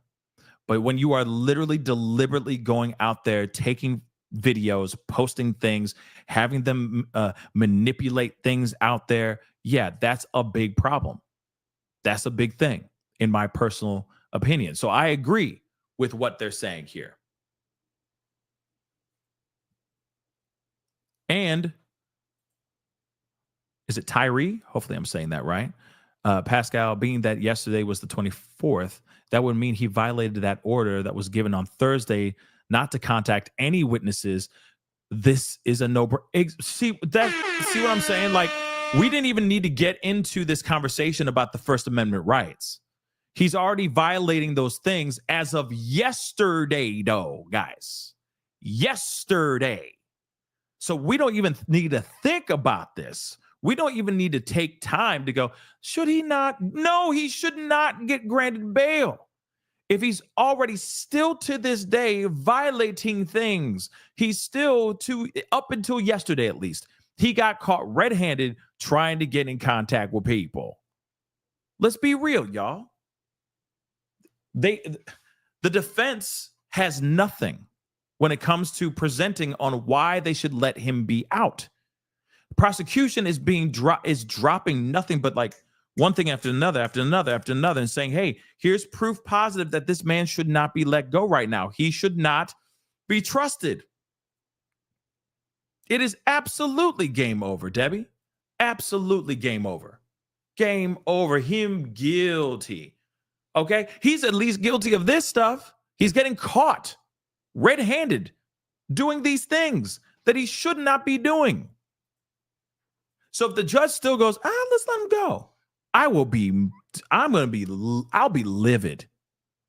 Livid. But let's continue on. We got a little bit left. So let me get some water. And of course, please, guys, real quick. Yeah, Marcus. Yes, indeed. He keeps burying himself. He's not making the situation any better for himself. You'd think that he would learn from his ways and go, nah, man, I ain't gonna do that no more. I'm good. Yeah. He's not doing that. He's still doing it. He's still trying to contact people under other names, under other accounts and stuff like that. He is not to be trusted. He's insane. He's not to be trusted, y'all. Damn. How many ways do we need to say that? And if the judge can't even see that from space, like, because I can see this from space, y'all. It's that obvious. But anyway, hit that like button down below, please, and thank you. Okay. If you can, let's get into let's have some fun. Let's have some fun. If you can get it to 9, let's get it to 900 likes. I'd love to see 1K before the show's over, but let's get it to 9. Okay? 900 likes. A like don't cost a thing. Don't forget to subscribe. Please and thank you. Please and thank you. Let's continue on, though. All right. Let's go. So, it says here, the conditions proposed by the defendant fail to ensure the safety of the community or the defendant's appearance in court. So in other words, they're worried about him going off and he's a danger to society right now. And then on top of that, they think that dude is going to fly. He going to fly away like a bird. Just fly. That's what they're worried about. They're worried that he's not going to show up, that he's a flight risk, y'all. And I think we all can agree on that. He's most definitely a flight risk. Let's move on. For all the reasons stated herein, there are no conditions sufficient to reasonably ensure the safety of the community and or the defendant's appearance in court. But to the point about which the court inquired of the government at the hearing on Friday, the government additionally writes to make clear that the package proposed by the defendant is insufficient in numerous respects. Without any meaningful specifics, the defendant argues that through private security, his own private security, which is laughable in my personal opinion. Okay, he can turn an apartment in the Upper East Side of Manhattan into a more restrictive environment than the MDC and meet the requirements of the Bail Reform Act. Exactly. It is a shot in the dark, and he's insane. He's insane for saying that. Oh, yeah, I'll pay for my own security, and we'll turn that whole place into a jail, just a jail in the sky, in a high-rise building. Stupid. The proposal relies on a private security company to monitor family visits, ensure zero non-lawyer phone or internet usage, and restrict visitation to a pre-approved list. Such a proposal, in essence, elaborately replicates a detention facility without the confidence of security such a facility instills. So you mean to tell me, yeah, we're just going to do prison, we're just going to do jail up in this high-rise apartment with my own security, but it'll be fine. You can trust me, right? No. But as courts have observed, security guards are not trained to act as jailer or detectives, and a home is not a secure facility. Thank you for saying that, prosecution. More to the point, it's stupid. Sorry, I just did the whole paragraph of what they're trying to say in 2 words. But yeah, it's stupid. More to the point, in this case, private security, employed and paid for by the defendant, cannot be trusted. Throughout the charged racketeering conspiracy, the defendant has used private security to stash weapons, purchase substances, pay commercial S workers, and tamper with witnesses, among other things. Yes. 1,000 times yes. The defendant did so through the racketeering enterprise that he led and controlled, and through which he yields his immense power and influence to cause others to act on his behalf. Yes, private security paid for by the defendant cannot ensure that the defendant will not access contraband communication devices or tamper with witnesses, because the defendant has done just that while incarcerated. Yes. Everything I've been saying is right here in this paragraph. Further, under the proposed conditions, the defendant would still have access to individuals, such as family members, who could act as his intermediaries, as they do now, smuggle in contraband devices to him. What did I say earlier, y'all? Or even hook him up with some substances. It is simply unreasonable to pretend that the defendant would not use whomever he has access to, family, security, even legal staff, to accomplish his aims, because the legal staff could be corrupt as well. No amount of private monitoring can effectively mitigate this risk. Okay, finding 24/7 monitoring by the private security to be insufficient where the defendant's activities inside the house will not be observed, nor is it reasonable to believe that the defendant could not evade monitoring by obtaining access to communication devices and employing other methods to carry on criminal activity and to endeavor to obstruct justice. Exactly. Come on, y'all. The proposed conditions also fall short of sufficiently protecting against future violence and obstruction. Defense counsel claims there is a quote unquote 0% chance that the defendant would be violent towards someone while out on bail under the proposed conditions. Exactly. Sheesh. This gross overstatement ignores the realities of the defendant's history, including acts of violence he carried out himself and through those working on his behalf. Unless private security can staunch the defendant's malignant influence over everyone around him, a pattern that has resulted in numerous individuals being physically harmed and threatened for decades, the court cannot have any confidence that the community will be safe with the defendant out on bail, regardless of the presence of a private security company. Absolutely. See, it like I said, use your brain. And I'm hoping they're sitting there going, hello, judge. Hello. Knock, knock, knock. Here, knocking on the noggin. Hello. Listen. Can you listen? Can you listen? Can you listen? Don't be stupid. Likewise, private security will be ineffectual at preventing the defendant from violating his conditions. The defendant has decades of practice at covering up his crimes and shows no signs of stopping. Can't stop, won't stop. Ain't nobody gonna hold me down. Oh no. Moving on. The defendant has decades of practice. Oh, I already said that. This is in addition to all the other rules set by the BOP, the court, and even his own counsel that the defendant has been broken and ignored since the recent inception of his criminal case. A promise now that he will abide by the conditions of release is insufficient because he be lying. Why you always lying?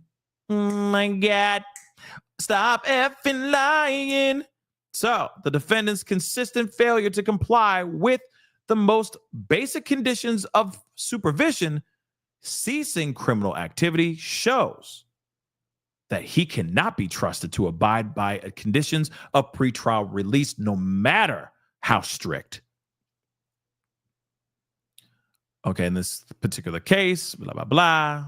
Finally, moving on. Finally. Don't be stupid.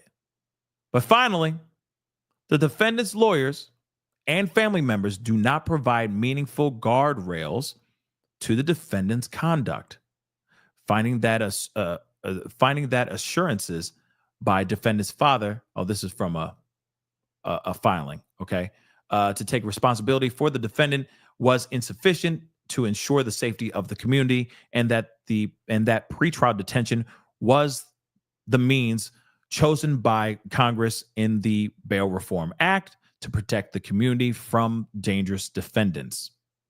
So far from assuring that the defendant will abide by these conditions, these parties have enabled the defendant to flout rules while at the MDC. Moreover, defendant's counsel's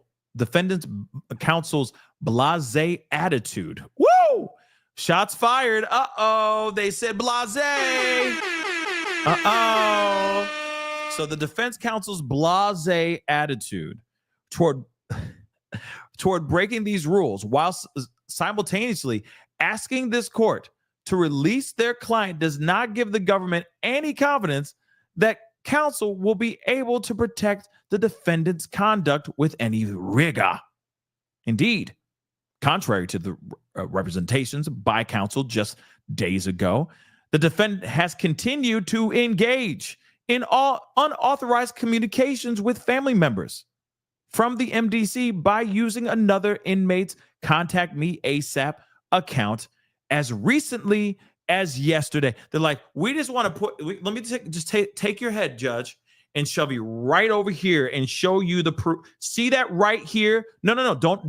This is the reason why I got control of your head.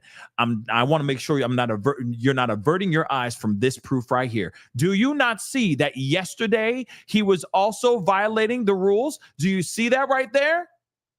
And you want to let him go? You really want to take a look at that one more time? Look at it. You really want to let him go? You sure? You absolutely positive? Look at it one more time. That's what I thought. Moving on. For the many reasons stated above, and in the government's prior briefing, the defendant's renewed request for bail should be denied.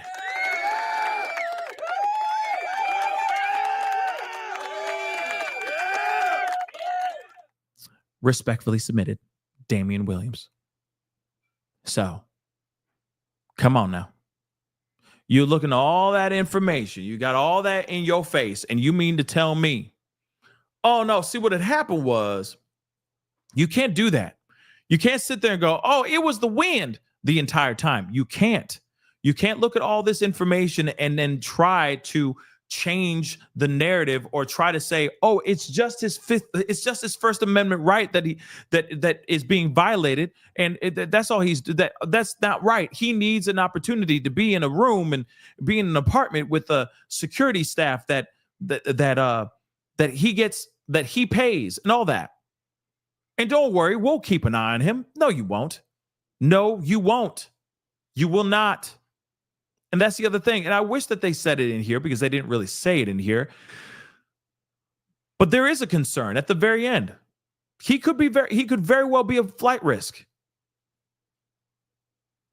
The people that he hires to do this, you don't think that those are people that are working for him? And again, that's all the things that the prosecution is saying here.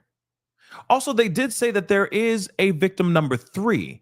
And I am kind of curious as to who that number 3 be. Who's victim number 3? We've only heard about Cassie, and of course they were really upset about victim number 2 being kind of swept in there out of nowhere.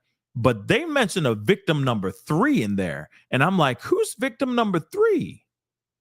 Then also on top of that, they already have been breaking down how monstrous this guy was, his dangerousness. Not only is he willing to slide through the cracks and find other ways to get around the situation so it works in his favor, so he can continue getting in contact with people. He was also, this man is dangerous. Not to mention, like I said, hey, judge, look at this. Look right there. Right? He was still even using other people's accounts as recent as yesterday, y'all. Yesterday. What more do you need? Do I need to say anything more? Like, I feel like the prosecution's like, do I need to say anything more? Do I need to read this 13-page filing to you, hopping on one foot and spinning a plate with one hand, on one hand like this, like it's a basketball? Do you need me to do something crazy for you to realize that this guy should not be let out? And you can miss me with the nonsense of saying that this is racially motivated and all that stuff. I mean, that's ridiculous. That is absolutely ridiculous. Okay?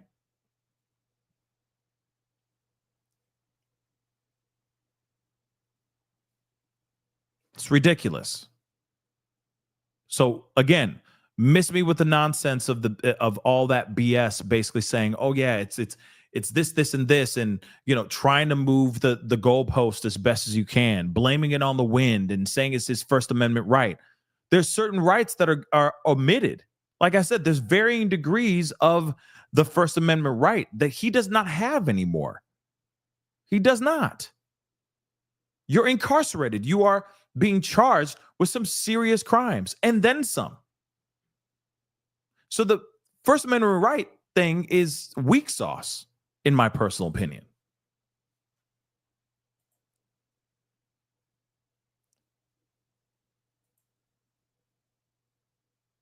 But what say you guys on all that? To me, I still believe that the prosecution has a very strong argument and a very strong point. Now, will this sway? Will this sway the judge? Will what defense put out, will that sway the judge? I don't know. Will he sway back to prosecution? I don't know. But for a fact, there may be a moment where Diddy could be spending Thanksgiving with his family. That could very well happen. But I'm telling you right now, you look at both of those filings, and which one do you think has a stronger point? To me, it's prosecution that has the stronger point. Absolutely. There were some points that were made by the defense for sure, but at the same time, it's minimal in comparison to what prosecution has discovered and has unearthed. They know a lot more than what they've been letting out here, and it's disturbing. The little sprinkles of information that they put out, even in this one. Again, this is a dangerous man. He should be exactly where he is right now until it's trial time. But that is the show, guys. I appreciate all y'all for being here. It means a lot, as always. Thank you so much. Please do me a favor. Be greatly appreciated. Hit that like button down below. Please and thank you. Hit that like button down below. Don't forget to hit that reaction button if you're watching on other platforms. That'd be greatly appreciated. Do not forget, hit that follow button. Rumble, X/Twitter, Instagram, TikTok. Show some love over there. All right? Subscribe here on my main channel. Go to my secondary channel, The Pascal Show Clips. Check that out. And of course, go down to hit up that join button down below, become a member. Check out my locals and my Patreon if you want to support even further. Check out my merch. Let's not forget that.